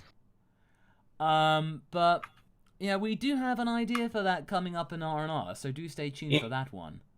No spoilers, but yeah, there'll be something to do with that. Yep. So there you go. Red Dragon Force 2, path of Aditya Saini. What if Gohan trained with Whis for the Tournament of Power? I think Whis would probably do it. After spending so much time with Goku, he'd be like, you know what? I've got some time to kill. Sure, why not? It's nice to have someone here to have an adult to talk with. to. Yeah. I think he'd get on well with Gohan just to have a conversation. And he would like troll him with how many scientific theories, the humanity in Dragon Ball are wrong. It would be like, yeah, and what's your tech level currently? Oh, we think this. No, little monkey. No. Just like, Iams. It's like, oh, no. Gohan, you have so much to learn. How long do your species live, by the way? I don't know.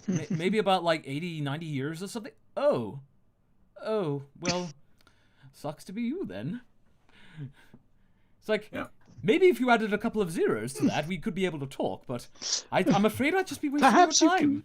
I'd be wasting your time. Perhaps you can try again in the next life. Exactly. Guardian Tree. What if Hercules always been Deborah in disguise? Either possession or Deborah himself, or a clone of Deborah in disguise? That's a new one. I'm sorry, that's a new one. I played the sound. Wait. Who's a clone of Deborah in disguise? No clone. Because Mr. Satan. Yeah. Oh God, Hercule is Deborah in disguise. Now that would, oh my gosh, do you realize what that would mean? Yeah. It would mean that the effectively the Messiah of the Cell Saga married the devil's daughter. An angel. And, the Messiah married the daughter of the devil. And Palace half Saiyan, half devil. Oh. Or quarter, if like. Oh. You know what? It would be. I would even say it would be even funnier if Hercule was a demon and didn't know it. That would be with his memory wiped. Yeah. Yeah. He's Dabura's younger, less successful brother. Oh, true. Alright, okay, next one is Nick Wolf. Rewatch the Earth Orphans DBZ episode. Oh no, Guardian Tree also said, what if Puar trained? Well, he'd make a much more convincing disguise or decoy. Because he could actually fight. So there you go. Rewatch also, believe us or not, we have a what if that heavily will involve Puar. Puar will do stuff. Yeah, I've always wanted to see Puar and anybody who comes from the transformation school actually have something to do, because I kind of miss those aspects of the old days of it being a martial arts manga and stuff, because there's so much potential there, and it's kind of squandered on stuff like filler content with Roshi. Yeah. Stupid Tournament of Power prep being... God, that joke is hammered into the ground. Yeah. Yeah. Nick Wolf, rewatch the Earth Orphans DBZ episode. What if Gohan met up again with Pijero while in high school? Would Great Saiyaman have to get involved? Ooh, Pigero. Pigero was the leader of the orphans in the filler episode when Gohan attempts to run away from Piccolo's training in the wasteland. And in the end, he decides to go back to Piccolo's training, and Pigero allows the social workers to take the younger children because he thinks they'll have better lives than always being on the run with a bunch of street urchins. But I liked Pigero's character. He's kind of like a paternal version of Yamcha, a younger, more paternal version of Yamcha after a fashion. If they met again, I don't think Pigero would meet him unless he was a teacher. Because that's the thing, is you got to understand that Pigero is like 14 or 15 when Gohan meets him, and Gohan's like 5, which means that they've got like a 10-year age difference there. So if they met again when Gohan has started attending Orange Star High School, it would probably be with Pigero as as like a teacher there. Maybe phys ed. That would be interesting, though. Okay. Yeah, fairly, yeah. Alpha 165. What if Goku and Vegeta got Potara earrings at the Cell games and fused into Vegito? Oh, well, Cell would be toast. He wouldn't even need to turn into Super Saiyan, Super Vegito. Yeah, yeah. The stakes, 0. Boom. Done. Craig Twitchell. What if Dr. Giro utilized the Dragon Balls in his quest to better humanity? I think he wouldn't initially use the wish. He'd be wanting to study them to find out how they worked. First, initially. So, he'd try and study it, but I think ultimately he wouldn't want to wish on it, unless it was just some way to facilitate him getting to that point, not him getting to that point. Like, he wouldn't want to jump to the end goal. He would use it to find ways to be able to make it slightly easier to, you know, like materials, stuff like that. He'd wish for like unlimited resources. Wish for the resources. Yeah. Yeah, that's what he wish for the resources. Yeah, he wouldn't just want the thing at the end because that just does not satisfy him. It's Mr. Popes. What if Z fighters shared energy with Gohan versus Cell? That is a good point, actually. They don't actually share energy with him. But I think ultimately, it was because like Gohan was at that point, they didn't think they needed to. Because, you know, Gohan was way more powerful. But, you know, he basically was showing loads of red flags. Because, you know, him being very arrogant and stuff. You know, that kind of reminds me about how, and I think Mark did a video on this before in the past about the differences between the anime, the manga, and etc. when it comes to the defeat of Super Perfect Cell and stuff like that. And one of the things I always liked about the anime was that when the final like beam struggle thing happens, the anime changed things up and made it so that everybody joins in to try and defeat Cell. And that made logical sense to me. But I've noticed some people actually remarked on that in the negative. In not Mark's video, he actually commented on how the manga just had it do it's just Vegeta who helps Gohan. And then I noticed in the editing for DBZ Abridged, when you guys got to that point, that you guys had edited out all of the other guys helping and it was just Vegeta, making it more true to the manga than any of the actual anime broadcasts. And I actually didn't care for that very much because I felt that wasn't in any way, it was neither logical nor does it actually add anything, in my personal opinion, like thematically to just have it be Vegeta. Like, I think that it's a much, much more moving and impactful thing to see all of the Z fighters joining in rather than just Vegeta to take him down. And I think that's kind of similar in the same sense as to the whole question about like giving Gohan energy or anything like that. Like I like the idea of them having to team up to defeat the bad guy. It's one of the reasons why I enjoyed the fact that Kid Buu had to be taken out to be the first villain finally actually put it in canon with the Spirit Bomb. Okay. Right. Anime Guy 01, what if the Galactic Patrol met Star Command from Buzz Lightyear? Oh, that's a match made in heaven. That's a match made in heaven. You get Jarko rivaling Buzz Lightyear. Totally. No, absolutely. I mean, you know, it's like Jarko would just like be like wearing that armor, stuff like that. I think they would get on well. Do to infinity and beyond in Jarko. Come on.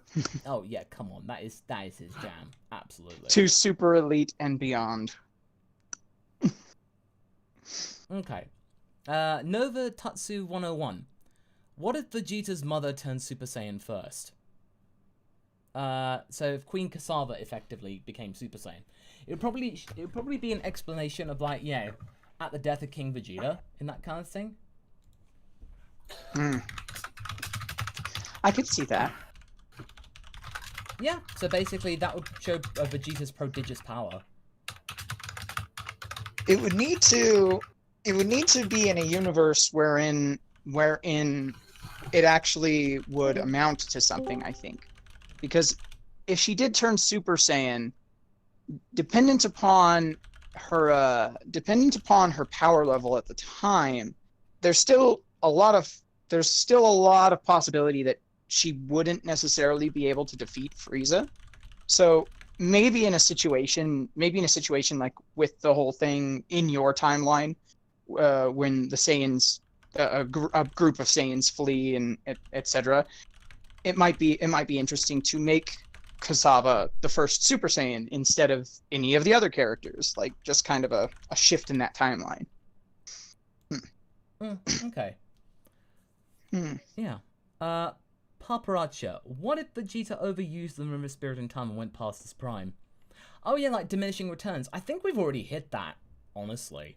Because, you know, I think really after Goku Black, like, I feel like the gains that you get with the Room of Spirit and Time are pretty much, you know, very heavily reduced.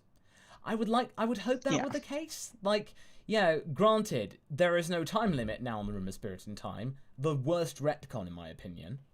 But at the same, if it would make it slightly better. It's like, okay, granted, you can use it as much as you want, but the efficiency of it is not as good. Like, I feel that's and what's more is, if he continues to age because of the time dilation, eventually, if he uses it too long, then otherwise he's gonna have to wait for his age back. Like, the only way the only reason he's already older than Goku. Yeah, by a few years. Yeah. So basically, the only way he could make it work, to really stand out, would be to just like go, I want to wish back all the years that I lost in the time chamber.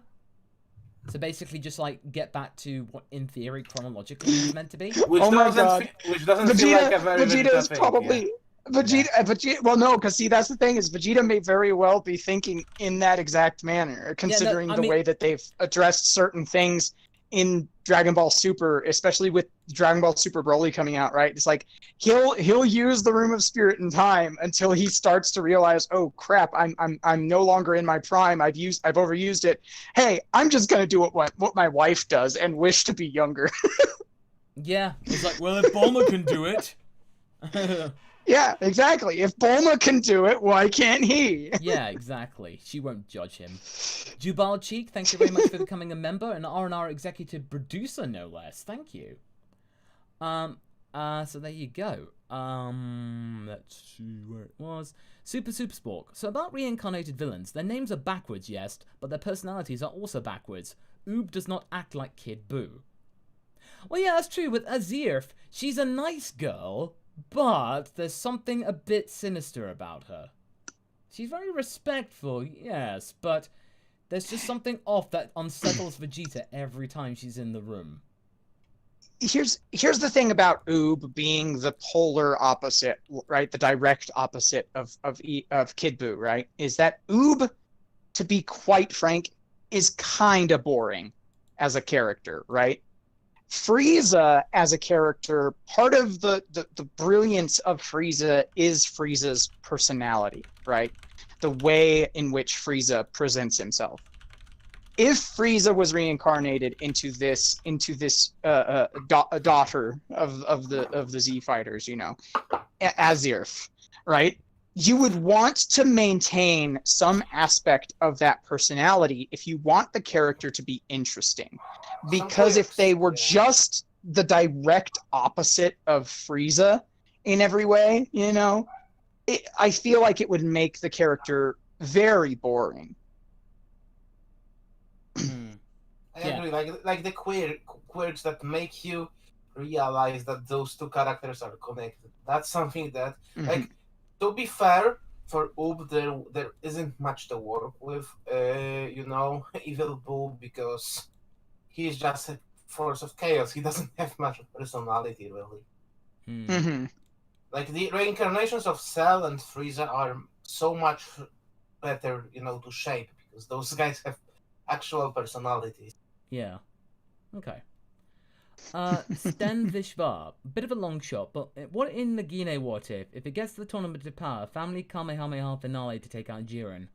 Also, been a while, but glad to see that you're still doing well. Good day.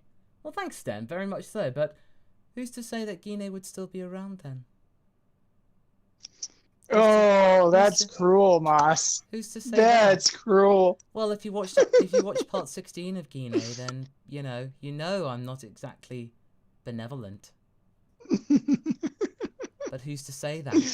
So all I can say to that, Sten, that is just wicked. Thank you for your Thank you for your super chat, but you will have to wait and see for what happens in part 17. You're just gonna have to wait. Because to be honest, I felt when I was writing that moment where like Gine just walks onto the Cell Games arena, she basically looks like she's in a fever dream. Like she's just like placid look, completely dead eyes, just like walking towards a certain death. Basically she just doesn't care anymore. She's kind of like signed her own warrant. Having those moments, like coming to terms. So yeah. And yeah, so her time in this universe has not been easy. Let's just say that. Craig Twitchell. What if when the Z team wished everyone killed by Vegeta back to life, Toriyama remembered to bring back Nappa? Well, he did that in DBZ. Now he's a producer. So there you go. So, I mean, it's technicalities, really. So technically, at the time, Vegeta did work for Frieza.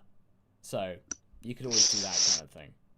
Nick Wolf. Technically, you worked for Frieza when you killed me. Well, technically, I worked for you. It's like, yeah, Nick Wolf. Good Boy 21.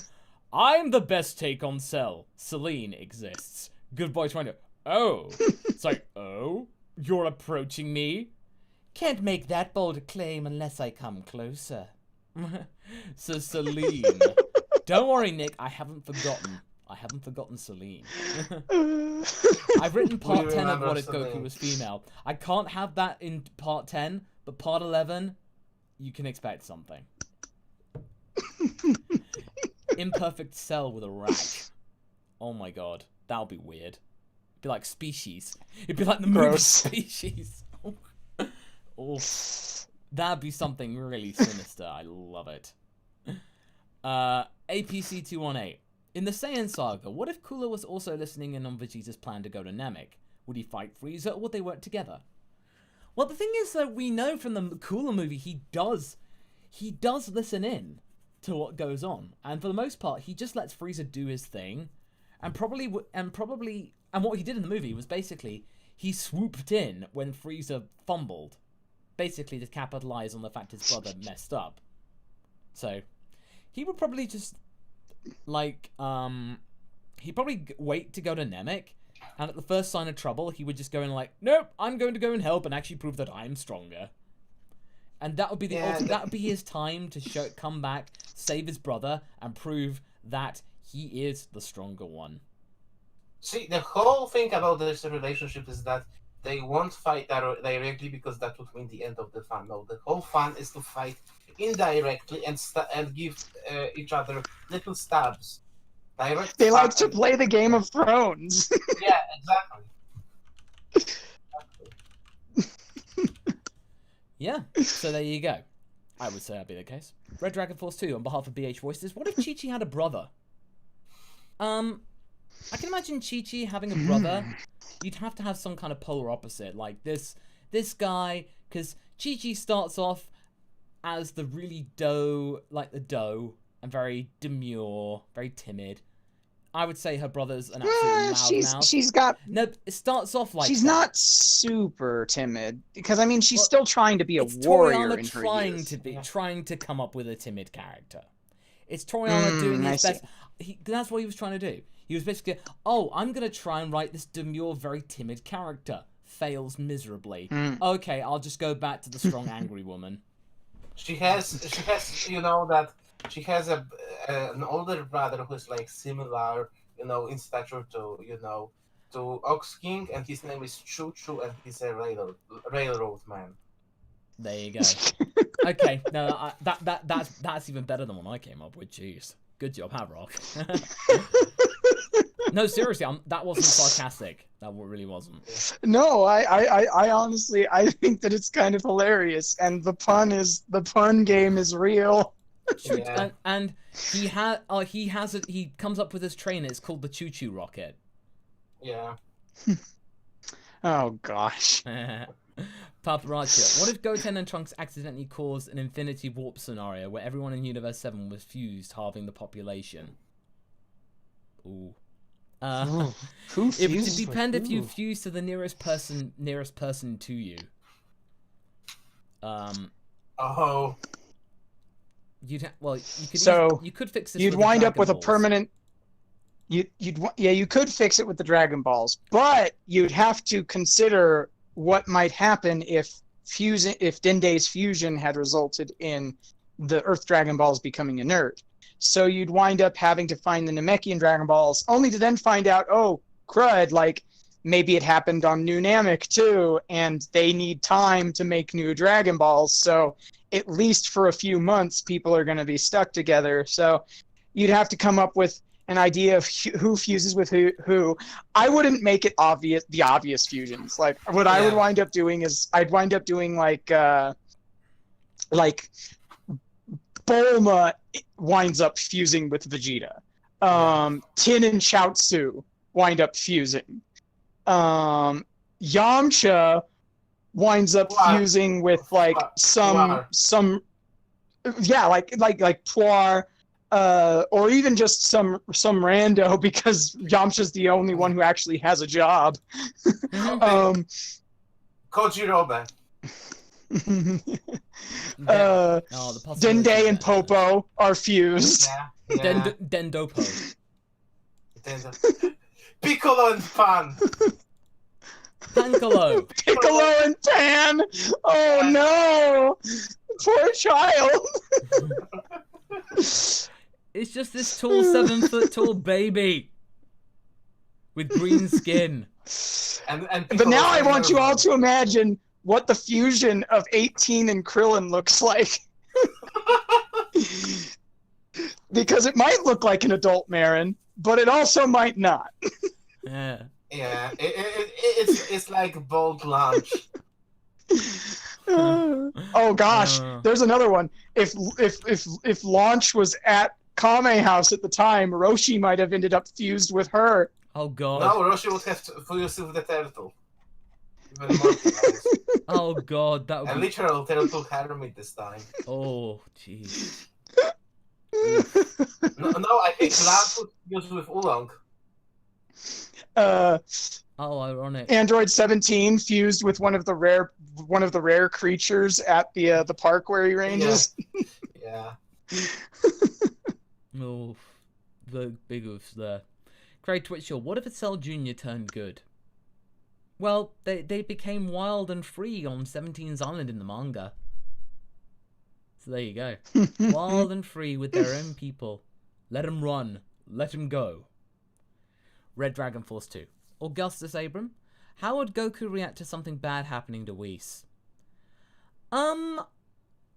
If something bad happened to Whis, then basically I would say he'd be very shocked.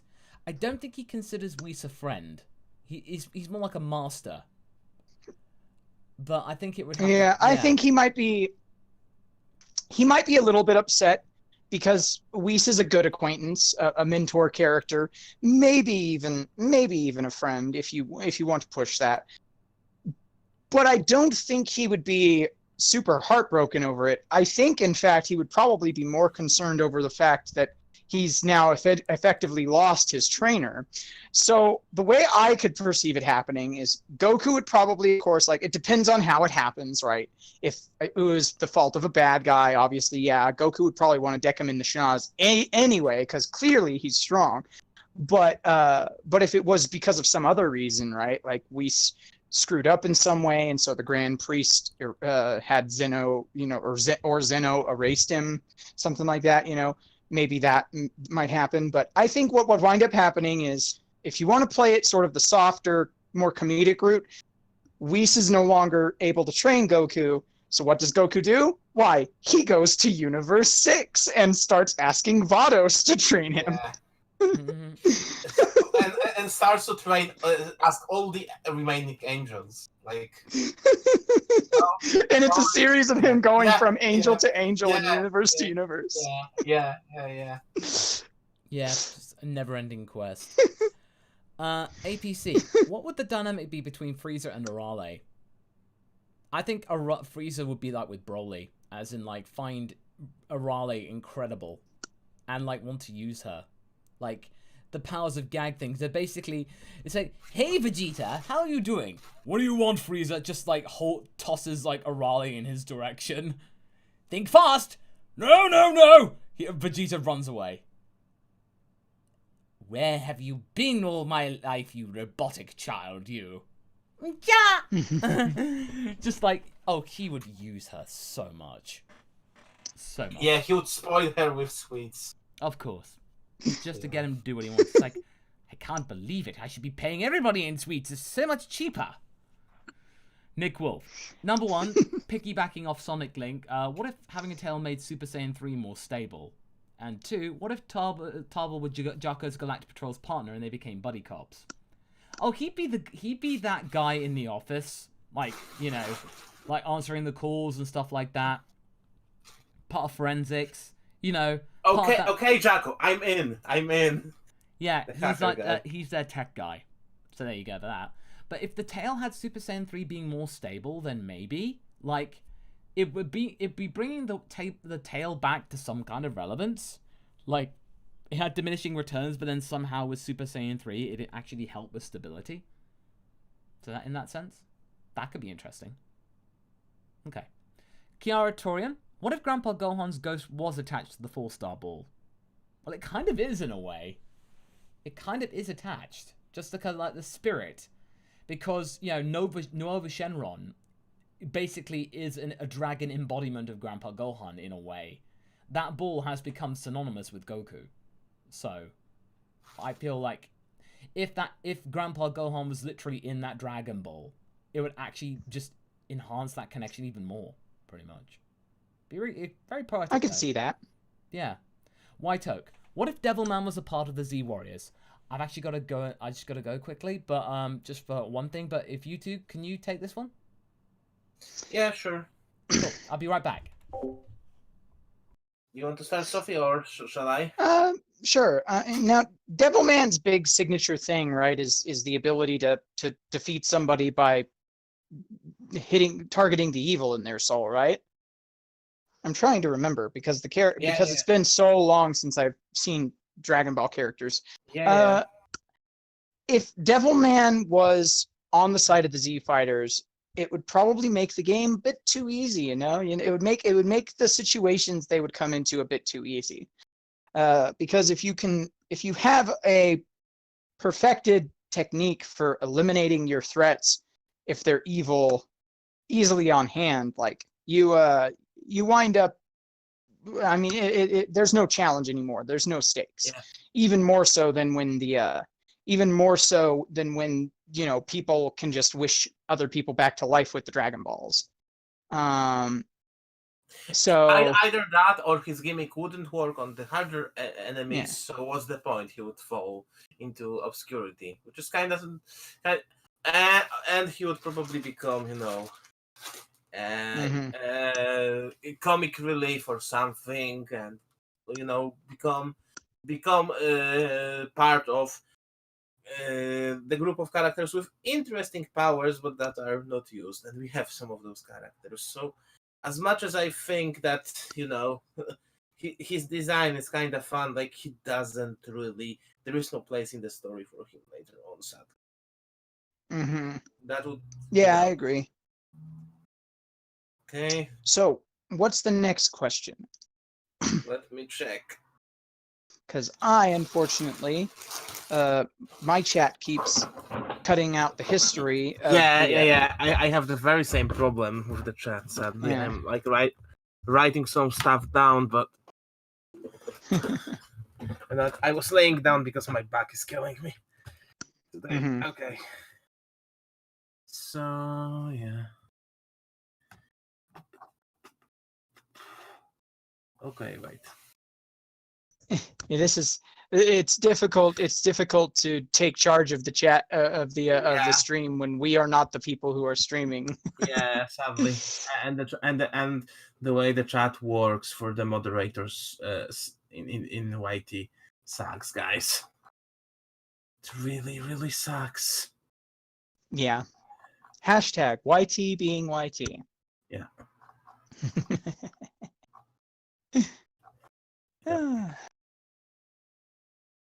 Let me find that one.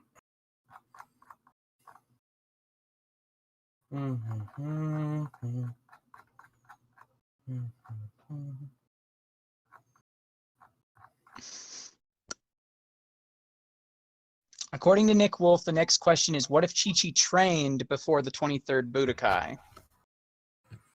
Whoa! Thank you, Nick. Well, technically, didn't she train before the 23rd Budokai? Like, she had been training. Her entire goal had been to to do that, you know? To be able to defeat Goku. Yeah, like I feel she did. Oh, Mas is back. Okay. Yeah, sorry about that. Okay, that's good. Yeah, we are trying to figure out what. And we do apologize, guys. You know, you don't have to mock us, because unfortunately we don't have full access to every super chat on our ends. Only Masako does, because it's his stream. It was just I had to go like really quickly. We're trying our best here, but when stuff pops up. Yeah, sorry about that. I really needed to. When stuff pops up like this, we just kind of have to try and go with it. Yep. Well, what happened? Mas, you are muted, by the way. Oh yeah, sorry about that. I'm back now. So what was up? Yeah. Well, we need to know what the next question was. Sorry about that. I should have probably, we don't have full access to that. It was an urgent matter. No worries. That's understandable. Yeah, so basically, okay, so Red Dragon Force 2 says, what if Chi-Chi sought training from Baba before facing Goku in the 12th point of World Martial Arts tournament? Now, see, that's a different question than just what if Chi-Chi trained. If she specifically sought training from Baba, the implication there is she'd be training with magic. Now, you have to consider two major things. One, would the magic be permitted in the martial arts tournament? And two, would she consider that a fair measure of her talents in defeating Goku and proving her value, proving her worth to him? Because the entire idea is, you know, she's trying to impress Goku for the sake of their betrothal, you know. Yeah. I do think it would have made her more. I do think it would have made her a bit more of an interesting character to give her some more traits. But I think this much about magic in general, as I've already expressed during the stream, that it doesn't really get a whole lot of the spotlight. So any further examinations of that, I think, would have been welcome. Also, in terms of martial arts, she could possibly train, you know, with some of the ghost fighters, essentially. Mm-hmm. That's also a possibility. Maybe you know, training with Grandpa Gohan or something. Yeah, and that could be interesting, because if Goku recognized some of Grandpa's Gohan's moves in the way she moved, that could be interesting. Yeah. Nick Wolf saying, piggybacking off Paparacha, what if Bonyu showed up in your Good Boy Ginyu what if? It's an April Fool what if, you're allowed to be extra zany. Oh yeah, Bonyu! Yeah. Oh yeah! That would be so cool! And she has an Australian accent as well. He's like, Jace, where the bloody hell have you been? Yeah, he's like... Need to find a good Aussie actress in order to portray her. Yeah. Yeah. Yeah, but for the purposes of the basic what if, I would just basically, oh, bloody hell, Jace, where the bloody hell have you been? You left me back there, you just didn't show up, you just ended on this ray plane in the middle of nowhere. What do you think you are? It's like, sorry about this, guys, you know, she's a bit of a loudmouth. She talks more than me. And that's saying something, friend. At which point she abruptly hits him atop his head. Yeah, also, it's not what if, but when. When. Yes. Yes. APC, another one. What if the androids and cells met Metarale? Cell would get angry as heck, because Arale, despite him being perfect, will be able to walk circles around him. The androids, they probably would find some kind of affinity, and they'd be basically just like, 17 would like, yeah, so we're gonna just go with this kid now, because she's like one of us or something. Like, she's more us than you, Doctor. So basically, Dr. Zero goes to shut them down. Button doesn't work. It's like, oh, I took it. Cha-cha. It's like, what? I must discover the secrets of that girl. Yeah, she just takes the androids and they become friends. It becomes a situation where they go off and they're doing their misadventures, and Jiro and 19 are like following behind them, like trying to find ways in which they can somehow capture Arale and the other androids for the sake of their evil plans. It's almost like Hanna-Barbera cartoon. An old Hanna-Barbera cartoon. Yeah. And for some reason, 19 has Matt lead off. Oh yeah. Yeah. Dr. Juro, drat, and double drat. Craig Twitch. What if you and Haverock implemented yourselves into the story as villains for an arc? It would be interesting. Well, first of all, if we ever did that, magic would have to be involved. Magic, dark arts, all that kind of stuff. You'd have to really unsettle things. Basically, you want to convey the feeling of when Goku felt Moro's energy for the first time. Like, fear. Just make Goku scared. And ultimately, I would want it to be that our energy would make something that Whis would be scared. Because you know how everyone was getting really serious when Whis was actually going like, in the Moro arc, being like really kind of like a bit concerned. Yeah. Not scared that he wasn't strong enough, but he was concerned. So imagine Whis being like, I don't know about this. I'm not sure whether I can actually do anything. That would be shocking. So you'd want to convey that, certainly. If I ever wanted to do a sort of self-insert sort of thing, I think I'd want the characterization to be kind of like the character of, and I don't know if you guys are familiar with this, but Brandon Sanderson's Cosmere series has a character called Hoyd, and he never really takes direct action in the aspects of the plot for the most part. Anytime he appears throughout the Cosmere, but he's always kind of around. And he does sometimes give advice, sometimes he shows up to be a nuisance, but he never actually takes an active hand against it. In fact, it's kind of implied and in many ways that he simply cannot. But he's certainly powerful, and he's certainly mysterious. And if I was going to insert myself into the story in any way, I think that's how I'd want to do it, and be a character kind of like Hoyd, because I would want to be able to have myself be able to kind of enjoy the fun, sort of have fun with the scenario, but I wouldn't want them to have a direct effect on the plot, the narrative, the story, etc., because I feel like that kind of cheapens it for other characters.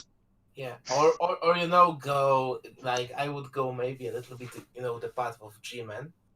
Rise and shine, Mr. Goku. Rise and shine, and just give little nudges to the characters, and make them rise and shine, and sometimes giving little pushes, Yeah, you just kind of like to events. Constant unsettling, pretty much. And pushing characters against each other and pushing characters with potential to fulfill their potential. That would be cool. Yeah. No, I would say that's pretty good. White Oak. What if Earth when Goku landed was recovering from a nuclear fallout, DB Fallout crossover? Oh Jesus. Oh man. You basically would just have Goku wandering the wasteland, adapting to the surroundings. Saiyans have iron stomachs, pretty much. So I think Saiyans they'd be able to deal with this because they have to adapt, all that kind of stuff. Grandpa Gohan would be like an old junker. Bulma would be like, collecting some old technology from Former war to Institute war. member. Yeah. Former Institute. Yeah. I would say. Like her father would be like a former institute member, and she would be like they would collect the technology of the old world. That's actually a very cool way of approaching post-nuclear world in DB. Yeah. Okay. Basically, I would say, okay, Craig Twitchell, what if Bulma wished her youth back? Huh? If Bulma wished her youth There's back, an implication that she's already kind of doing that. But you know, if she basically went all the way, well, first off, she would be judged immensely in her head. So basically, she would in her head and by her peers. Yeah, exactly. You know, that kind of thing. So, if she did do that, she would be she'd have to basically deal with the fact that she was gonna, like, you know, get a lot of criticism in a way. So she need to do that. Nick Wolf, hot take. Super Saiyan Rage is dumber than Super Saiyan 3. The former comes out of nowhere, and now that we know that half Saiyans can get God Key, feels totally pointless. Yeah. When it came out, it was cool, but yeah. Because it was Trunks' own thing, you know. Yeah. So So yeah, it's kind of one of those things. I mean, Super Saiyan Rage, it's not aged well, I would say. Yeah. I mean, Dragon Ball Super hasn't aged well. I would have loved, honestly, I would have loved it. I'd have loved it if Super Saiyan Rage was genuinely the pathway to Blue. Like, it was a way. It would have been like, interesting. Yeah, the halfway house. Like, it was something that Vegeta had. You know. That or you know, just give Trunks, future Trunks, the regular God, because it would like piss Zamasu off so badly. Oh yeah, that's true. That is very. That true. that would just work on. Aside if you like the design or not, narratively speaking, that would make Zamasu nettled, and it would be great to see him get angry. Touche, indeed. More poetic. Yeah. Okay, cool. Zachary Weinstein. What if Ranch joined the Time Patrol, aka Dragon Ball R&R Xenoverse? Also, what if Tambourine turned good? Well, I think Ranch would probably join in, like, eventually, if, like, with the Time Patrol Trunks, like, in the future. Like, if Trunks did become Xeno Trunks, she'd probably become Xeno Ranch and just go like, yeah, sure, why not? This sounds kind of cool. You know, that kind of thing. And then Raditz would basically say, Daughter, before you go to the future, can you write down, like, all those big lottery numbers when you come back? You know, your mother and I, we've not been making that much money, and we've asked Chi-Chi and Ox King too much time for money, and, Dad, Papa, that's not how it works. Dad. Papa, get a job. But I really want this. And I want a Papa who isn't a whiny crying baby. Nobody gets what they want. It's like, oh, that is cold. You don't understand. Our vegetable business went under because of Kakarot's mismanagement. I'm eating the entire stock.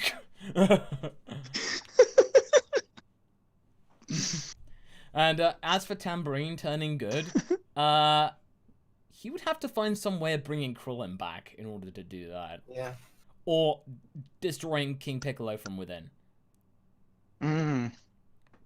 Yeah. And imagine him trying to make it up for Krillin through the rest of his life and creeping Krillin out by accidentally. Like, to be helpful. I'm sorry, okay? I'm sorry. Just, go away. It's okay. I forgot.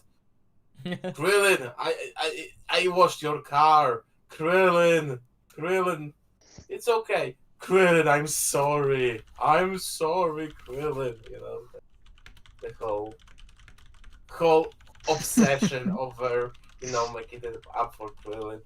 Yeah. It would be hilarious. Okay. Craig Twitchell, what if Ginyu body swapped with Frieza? Well, we've had this a couple of times before, but if he got the chance to do it, he would probably, it would only be like for a power play. So he would jump in the body. That body is innately powerful already. Like, it depends if he jumps in that body, first form, takes the body, it has 530,000 power. You know, and that power is available at all times. So Ginyu wouldn't really have to learn that much in the body, because Frieza's just that powerful always. So yeah, Ginyu would be dominating, essentially. Still worth noting that at least my headcanon is that Frieza and Colt probably have safety measures against this, because I don't believe them to have Ginyu around so close to them without them being sure that he could hurt them. Yeah, I can imagine them. I can imagine like safeguards like that. And I imagine probably like he'd be very resentful for the fact that he would thinking, "Oh, come on, you can trust me." It's like, I'm sorry, Ginyu, I do not trust anyone. Even though you are my most loyal subject, I'm afraid that's just the way it goes. So there you go. Red Dragon, shall I do the dance of trust, Lord Frieza? That will not be necessary. Okay. Red Dragon Force 2, on behalf of Aditya Sinai. What if Krillin learned the body change technique? Not realistic, but the shenanigans would be amazing. Oh, he would do it for giggles and stuff like that. Oh yes, yeah. The shiggles would be quite rampant. Like he's like, I want to go see a movie, but I don't want to pay for it. I know.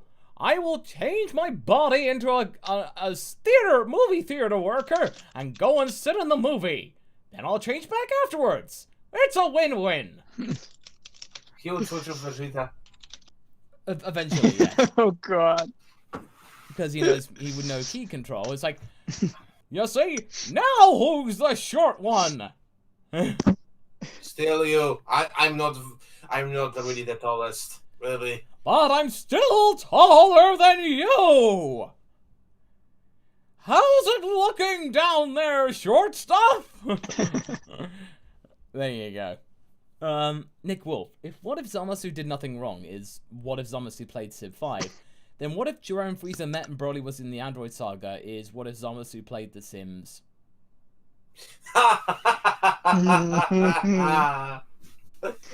Oh gosh. Touche. Touche. Touche. But it's not truly playing The Sims unless he takes one of them, throws them in a pool, and then removes the ladder. Yeah. Or locks them in a kitchen where all the appliances are on fire and removes the doors. Don't worry, guys. Next year we plan to do what if Zamasu played Animal Crossing. Who knows? Maybe the whole animal people mutagen craze was Zamasu playing Animal Crossing. Or at least Kami. Yeah. Paparacha, what if Goku lost by ring out against Piccolo Jr.? I think he would accept it. He would accept it at first. Like, he lost fair and square. Goes to, shake Piccolo's hand. It just takes a different... It would be like, it would suddenly get, really real. Like, it would go from 0 to 100 really quickly. Let's just say that. But nothing else would really change. Same result. I think they'd still wind up continuing to fight. It would just be kind of a situation where, outcome would happen. It would just be a bit more of a shock to Goku. Yep. Because he lost fair and square, but apparently, no. But then he would get the tournament win anyway, because Piccolo would be disqualified for, destroying the ring. Well, if Piccolo's announced the winner beforehand, and then they start to fight, Piccolo may wind up still being considered champion. He would be just considered a terrorist at this point, but still a champion.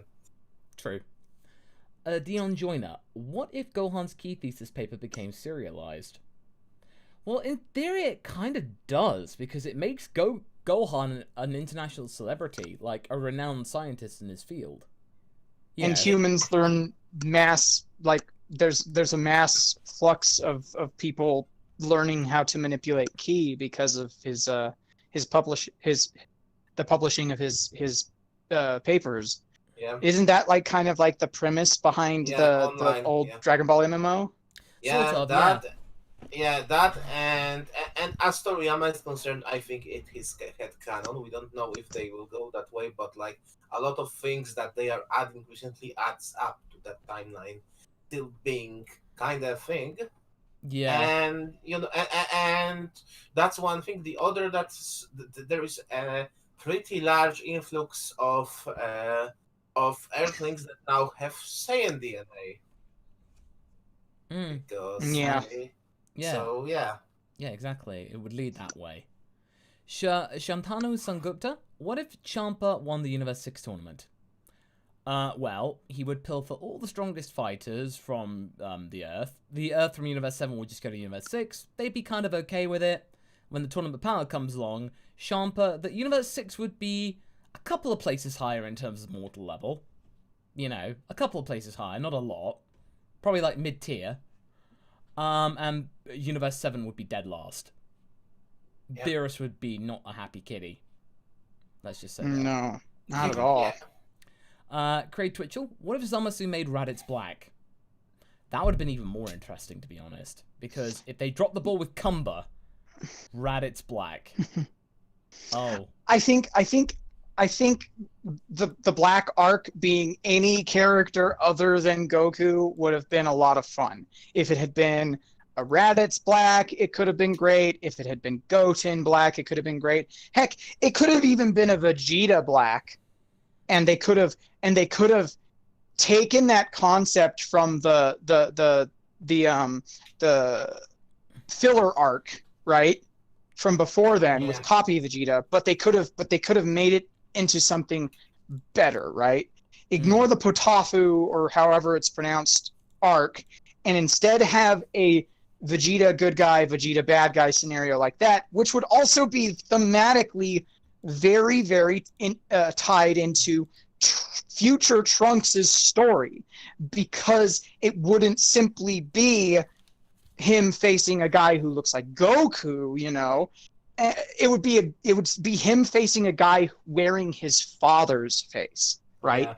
Doing these evil things in this universe that he's trying to protect. And it would have been nice for either Trunks or Vegeta to get the win in that scenario if it had been any of those things. And if it had been a Raditz black, that could have been a great opportunity to have a little bit more of that closure that a lot of fans want when it comes to Goku's Saiyan family. Anything other than Goku Black probably would have been fun. Yeah. Again, like Zamasu is most fun when Goku's Black is not around. Absolutely. Nick Wolf, what if Chi-Chi supported Gohan and became Great Saiyan Mom? Good pun, by the way. Well, basically, Gohan would have so much. Gohan would be like, have a much more subtle and much more stable upbringing, knowing what he wants to be is totally fine. So yeah, he'd be a happier kid. Let's just say that. Less confused. Let's just say that. Yep. Then we got Purple Heart Neptune. What if the turtle students trained under Master Shen instead of Master Roshi? More underhanded techniques, more nefarious, more likely to become a gang of assassins. Pretty much. Yeah. Assassins for hire, pretty much. It would not be a happy place in the Dragon world. Let's just say that. Though I do think that, considering all things considered, you'd probably still wind up with Goku being raised by Grandpa Gohan, so I don't know if Goku would be really down with the teachings behind the Crane School. But I mean, if it was a scenario wherein Goku, Tien, Krillin, all of them, right, are going through training at the Crane School and stuff like that, I could see Krillin in his early youth and stuff like that, really embracing it, right? Because he had a real big chip on his shoulder, and he was a bit of a jerk. Yes. I could see it developing into a kind of like almost like a sort of a rivalry scenario wherein Goku's trying to convince Krillin, no, we need to leave. This place isn't right. They're teaching bad stuff, especially, considering his relationship, his interaction with Tao Pai Pai. But Krillin would be like, no way, I'm getting stronger. I'm gonna be the greatest. You'll see. And they'd probably wind up having a much more a malicious rivalry, and be far less frenemies and simply just enemies. Yeah. No, certainly. I would certainly say that. Okay. Let me just check that 1 sec. Okay. Yeah, Craig Twitchell. What if Cell fused with Dr. Giro? Honestly, that sounds like a very cheesy plot device, and it would be very corny for an 80s thing, and that sounds kind of awesome. Like, It's Annie Laza, but Annie Laza before Annie Laza was the thing. Yeah. Selly Zaza. Or what's his name? Hachiak. Oh, Hachiak. Yeah, there you go. It's basically Hachiak, only with characters that we all like, pretty much. Yeah. Paparazzi. What if Nappa was female and Vegeta's nanny? Nappa's Mrs. Doubtfire. I love the idea. I love the idea of like Fem Nappa as Vegeta's sort of nanny, governess, possibly even wet nurse when he was a baby. Like Fem Nappa being this motherly figure towards Vegeta, but also being just like stone cold and just like super big, burly, buff, and awesome Saiyan woman. Like, I think it would be great. And you know what? I think like Saiyan version of what's her name from DuckTales. I don't know. Mrs. Beakley. Mrs. Beakley, yeah. Oh, and it would make Mrs. when Beakley. Vegeta just kills Nappa, it would make you hate him even more. Yeah. Oh gosh, there would be no turning back from that point. If Nappa had been a mother figure to Vegeta, and Vegeta still coldly just murdered her, oh god, I would not want him to be allowed to. Yeah. There would be no atonement. There would be no atoning. Yeah. Even Frieza is nice to his nanny. Yeah. Exactly. So, like, not even Frieza was like that. No point. Oh god, not even I would kill my nanny. Betty Blue, I just want you to know, I think that you're very important to our machine. I appreciate your existence. I appreciate you. You smart. You loyal. I appreciate that. Craig Twitcher. What if the Sound was a villain in the story? The Sound. It's like a Lovecraftian villain. It's the sound that makes you go insane. Yes, Vegeta would just be like constantly going, "What? What was that?" Okay, it's gone. What? It would just leave people paranoid. It's the sound that makes the world end, basically. Yes. Craig Twitchell. What if Good Boy 21 met Cell? Oh, we have plans for that. Oh, we have plans for that. We have plans for that, and stay tuned. Character development ahoy! Certainly. Yeah. Plans upon plans Gruna. upon plans. Hey guys, hope you're all doing okay. We are doing, thank you, Gruna. What if Gine's cooking was so good it convinced Beerus to spare Planet Vegeta? Okay, it would actually give Gine a status in the royal kitchen, probably. And probably Beerus would be like, Frieza, I know that you're very paranoid about this, legendary Super Saiyan thing, but I swear to me, if you touch that planet, I will destroy you without a second thought. He will basically, ban Frieza from going anywhere near that planet. It's not fair, Daddy. Lord Beerus said I couldn't eradicate the filthy monkeys. Don't worry, son. I'm pretty sure we can find another planet Vegeta for you to rule over. But I don't want another one, Daddy. I wanted to eradicate this one. Well, let me go and talk to Uncle Beerus for you. 1 second. and then basically comes out, well, I've talked to him. Basically he walks out the room for 10 seconds, comes back in. Well, I'm sorry there, my little pink princess. I tried my best, but there's nothing I can do. We have monkeys. Are you at missing home. an arm, Daddy? Oh, what this? No, it'll grow back. What? No. 'Tis but a scratch. Let's go. We have monkeys at home. There you go. Asparagus P. What if Piccolo trained to be a GOD? You know what? He'd not be a terrible candidate. Like, I think Piccolo is a GOD. Maybe Vegeta is a GOD. Those are two people who I could see being adequate candidates for Gods of Destruction. I don't think Vegeta would do it, because he would then have to. I don't think he would do it, but I think that if the position was in any way put upon him by force or circumstance, like if he couldn't get out of the scenario and he had to take on the mantle, I think he would do a good job.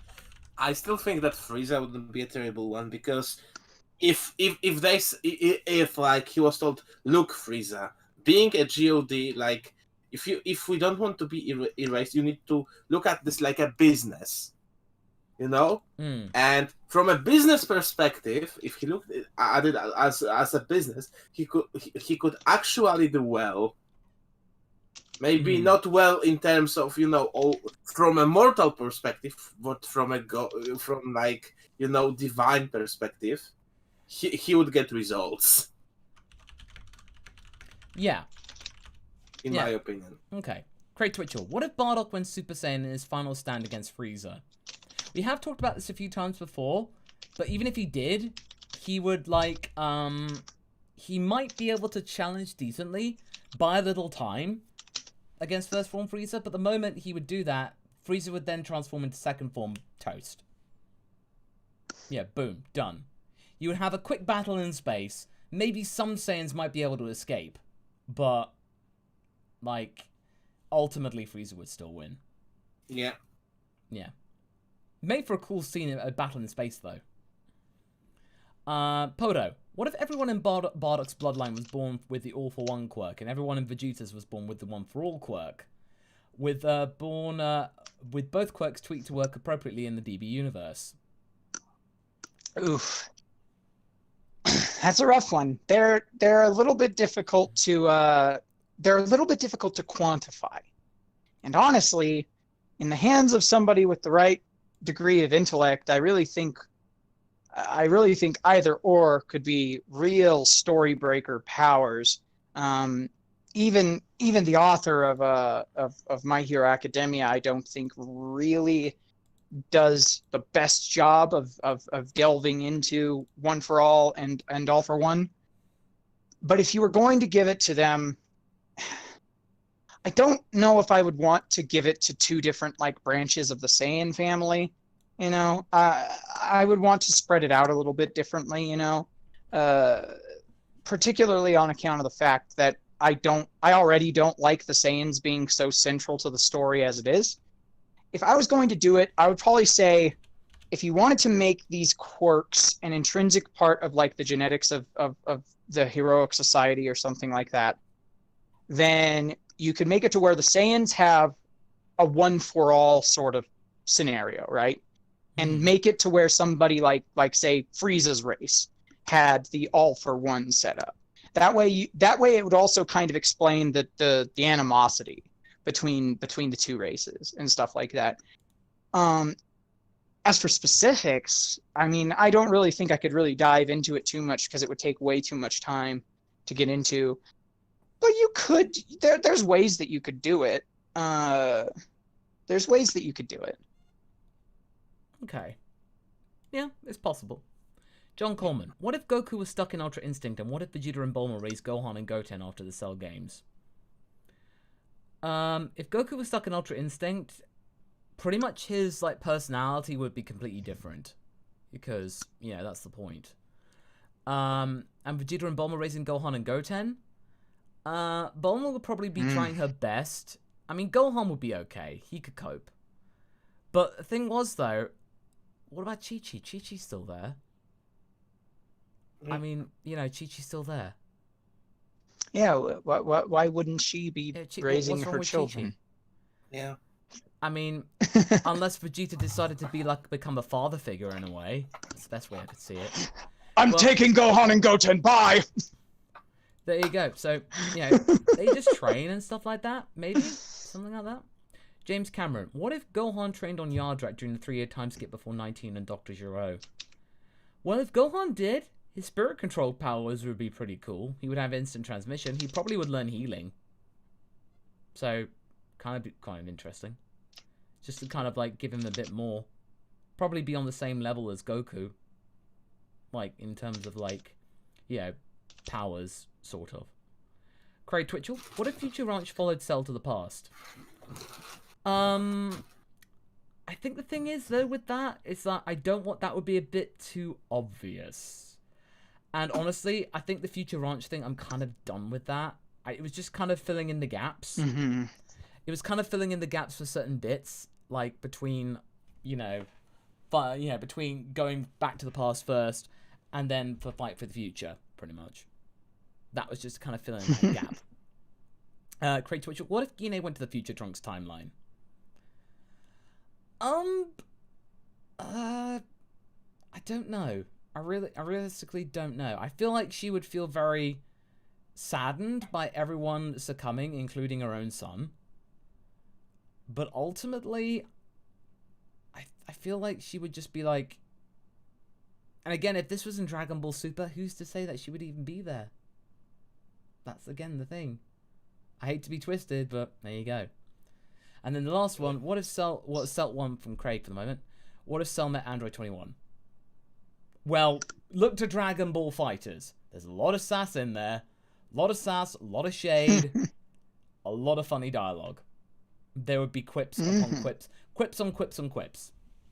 Artex, what if Old Man Goku can give all his knowledge, power, techniques to one person? Which person Goku will choose to give him or her all the power? A random kid. Random kid.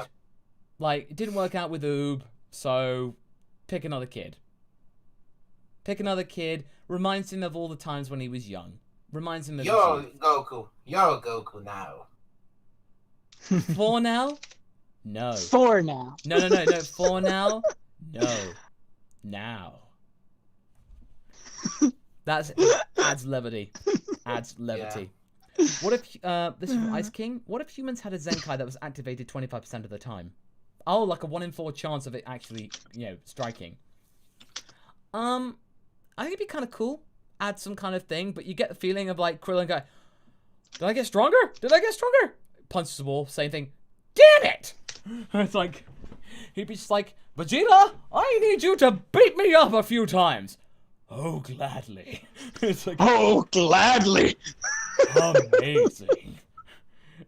Krillin would take...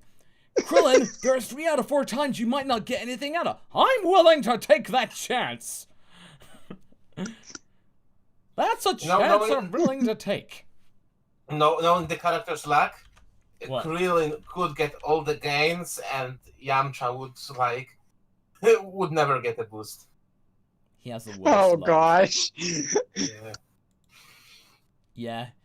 He's got horrible RNG. The random number gods do not approve. Unfortunately. Andres Morero. I meant magical technology in general through Final Fantasy does have a nice aesthetic. It does indeed. So having that in there would be cool, but you would need to Toriyama it up a little bit, add some intricate engineering stuff, then it could really work. Craig Twitchell, you make it look a bit more like Chrono Trigger. Yeah. That was all artwork designed by Toriyama. Yeah. Well, there you go. Fair enough. So and like we said, we already kind of went in depth with that even without the Final Fantasy VI added on. Any aspect of magic being given greater prominence in the Dragon Ball universe, I think, would be a boon to the setting. Yeah. Still, it's something to note. It's a whole another layer that complicates things that are already quite complicated for a quite simple shonen story. That's always the danger. True. That True. might wind up with second Goku Blackout. But what if the Dragon Ball series was seinen? Oh man. Yeah. Honestly, I What if wouldn't mind that. I would find that. what kind if of Dragon interesting. Ball was like Berserk? You know. Listen, listen, Sophie. Like, you know me that I would love, for example, in terms of magical technology, for Zalama to be actually a godlike tinkerer. You know, someone like Sota Seal. Oh, absolutely. I think having that sort of thing would be fantastic. If Zalama was like that, that would be amazing. I would like it if we could get into the deep lore, but also have that deep lore have Yeah. more consistency. Yeah. Okay. Craig Twitchell, what if Bulma turned evil and joined Dr. Gero? And became an android? Surprisingly popular one. Like. Yeah, I've seen a lot of people bring this up. Yeah. I think that her superior genius would ultimately result in her usurping Jiro's power and resources. And if she were to be evil, I think that you'd probably have a much more effective set of androids. If Bulma were evil, I honestly think we might have to play the sound. I'll play the sound. Dylan Morrow, thank you very much for your super chat. Craig Twitchell again. What if Future Ranch used the Black Star Dragon Balls to bring everyone back? Play the sound. Hey, he played the sound. There you go. There you go. Played the sound. I'll play the sound again. It's not bad. We're gonna have an entire collection of sounds before we ever finish doing this streaming series, where people will just know exactly what we mean when we say play the sound. And basically, I want it to be if I ever go to a convention and I just say in the panel, I say, if you're up to me, I play the sound, and then you get some people going, oh. And I'd be like, you guys get it. Yeah, listen, like on my TeamSpeak channel, I have a full soundboard, and sometimes when I lose voice, I communicate only with the sound. Oh. And I have so many sounds that I basically can at this point. Well, there you go. Okay, Andres Morero, what if Barber whipped some sense into Shin and Barbady, redeeming them in the process? Respect the old prune. Well, basically, if Barber was that powerful, she could just go like to Shin, just like, look, you are really bad at your job. Read a book for a start, and Barbady, you'd be just like, listen, youngster, you are just the worst. you need some training, so Granny Barber's going to help you out a bit, all right? But I don't think it absolutely will not do for you to refuse me. I don't care what you think, young man. She would just whip him into shape like Mary Poppins or Nanny McPhee style. He would still be a little bit of a jerk, but not evil. Like, he would be like a comic relief, more or less. yeah. No, I'd say. Red Dragon Force on behalf of MK the DJ. What if Bulma invented the Bloodsuede machine during the Buu arc and gave Goten and Trunks Super Saiyan 4? His thoughts ultimately more useful in Super than Z. Yeah, but I get the feeling that ultimately there's no telling that it would actually work all the time. Because it probably may just, like, trigger them to go into, like, Ozaru form. And if they have no experience in the form, unlike Vegeta, who did, play the sound. Because Goten and Trunks would have no clue how to handle this form, ever. How to monkey, yeah. Yeah, they cannot monkey. Vegeta could. So unfortunately, it wouldn't work that way. Arachidonite. What if Bulma called Jaco to help during the Namek saga? He would like say, he'd pick it up and he'd say, hello? Jaco, can you help us with Frieza? Pause. I'm afraid Jaco cannot come to the phone right now. If you please remember to leave a message at the beep, there is no guaranteeing that he will ever come to help you or things for something so essentially pointless. Beep. But if you want to see a little bit more of involved Jacko ways for future installments of What If Goku Landed at Capsule Corp? There you Never go. know. You can always look at that indeed. Chrome Bison, what if Goku confused the Pokeverse for the Torikoverse and started fighting and eating Pokemon? Oh no. I'm sorry, that's a new one. Fighting and eating Pokemon? No. Yeah. You're a strong monster. I'm gonna enjoy eating you later. Don't show him Ponyta. All I'm gonna say. I was about to say, you get up and you eat that Rapidash. Yeah. Galarian Be careful, one must be they're sweet. spicy. Oh, that Galarian one is pretty sweet though. Only Galarian ones. I have the Kanto one for my main meal and the Galarian one for dessert.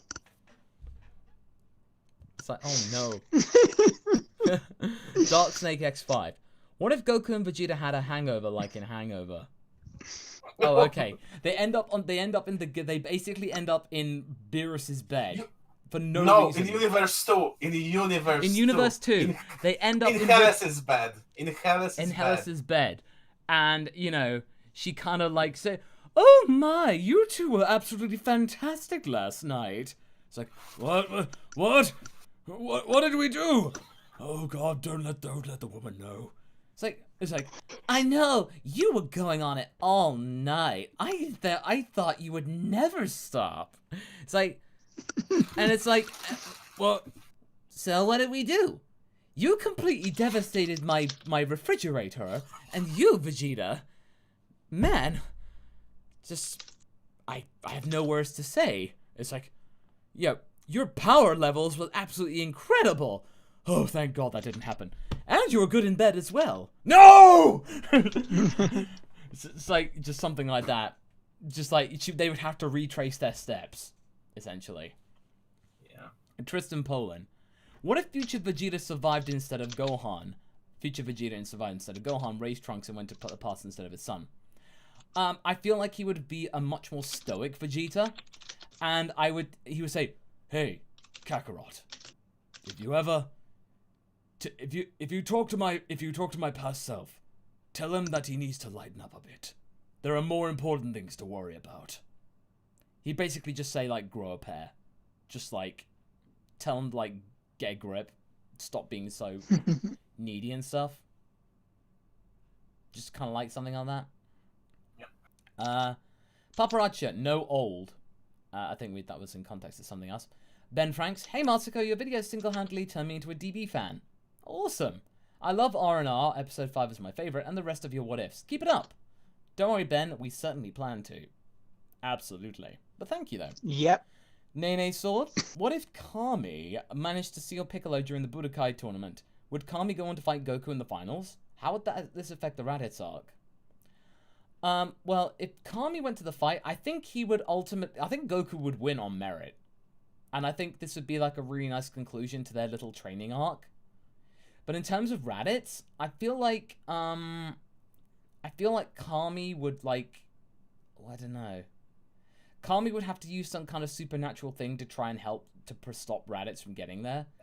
But then again, I feel like Kami would be more on the ball, sensing a Saiyan pod coming here. He would try and find some way to warn them. So I think he would intervene more. He'd be more active in Goku's development. Because, no Piccolo to worry about. Yeah. Alright, Connor Moffat. What if Gohan and Piccolo went to Yardrat and learned Spirit Control? I think Piccolo would get huge gains in this. Absolutely huge. And Gohan, the rage boosts, they would be under control much sooner. Pretty much. Mm-hmm. It's just focusing on the quirks of a character and getting rid of them or negating them. Or just actually utilizing them well. Nick Wolf. I know Super Chats are closed, but this is too good to pass up. What if Zamasu played Animal Crossing is just Zamasu inventing Animorphaline? Yeah. Making beast men. Yeah. Instead of mortals, gosh. all mortals need to look like all my villagers. Please don't let these villagers become ugly. In order to make sure that the universe remains beautiful, I will combine all mortals with the most majestic of creatures. It just reminds me of the TikTok video. So, the gang's all here. Guess all an ugly one. Just like that. Zamasu. Yes, Master Goasu? I'm sorry, but I have to ask. Are you a furry?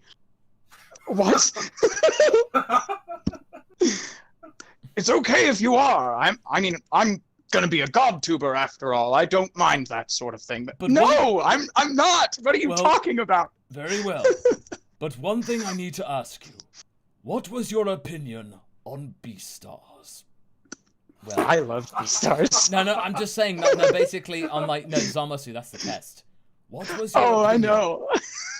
Well, I mean, I found it kind of weird, but after the first couple of episodes, I mean, when Haru was actually showing, then it is settled. You are indeed a furry. There is no doubt about it. Man, go he has like a shocked realization. Yeah.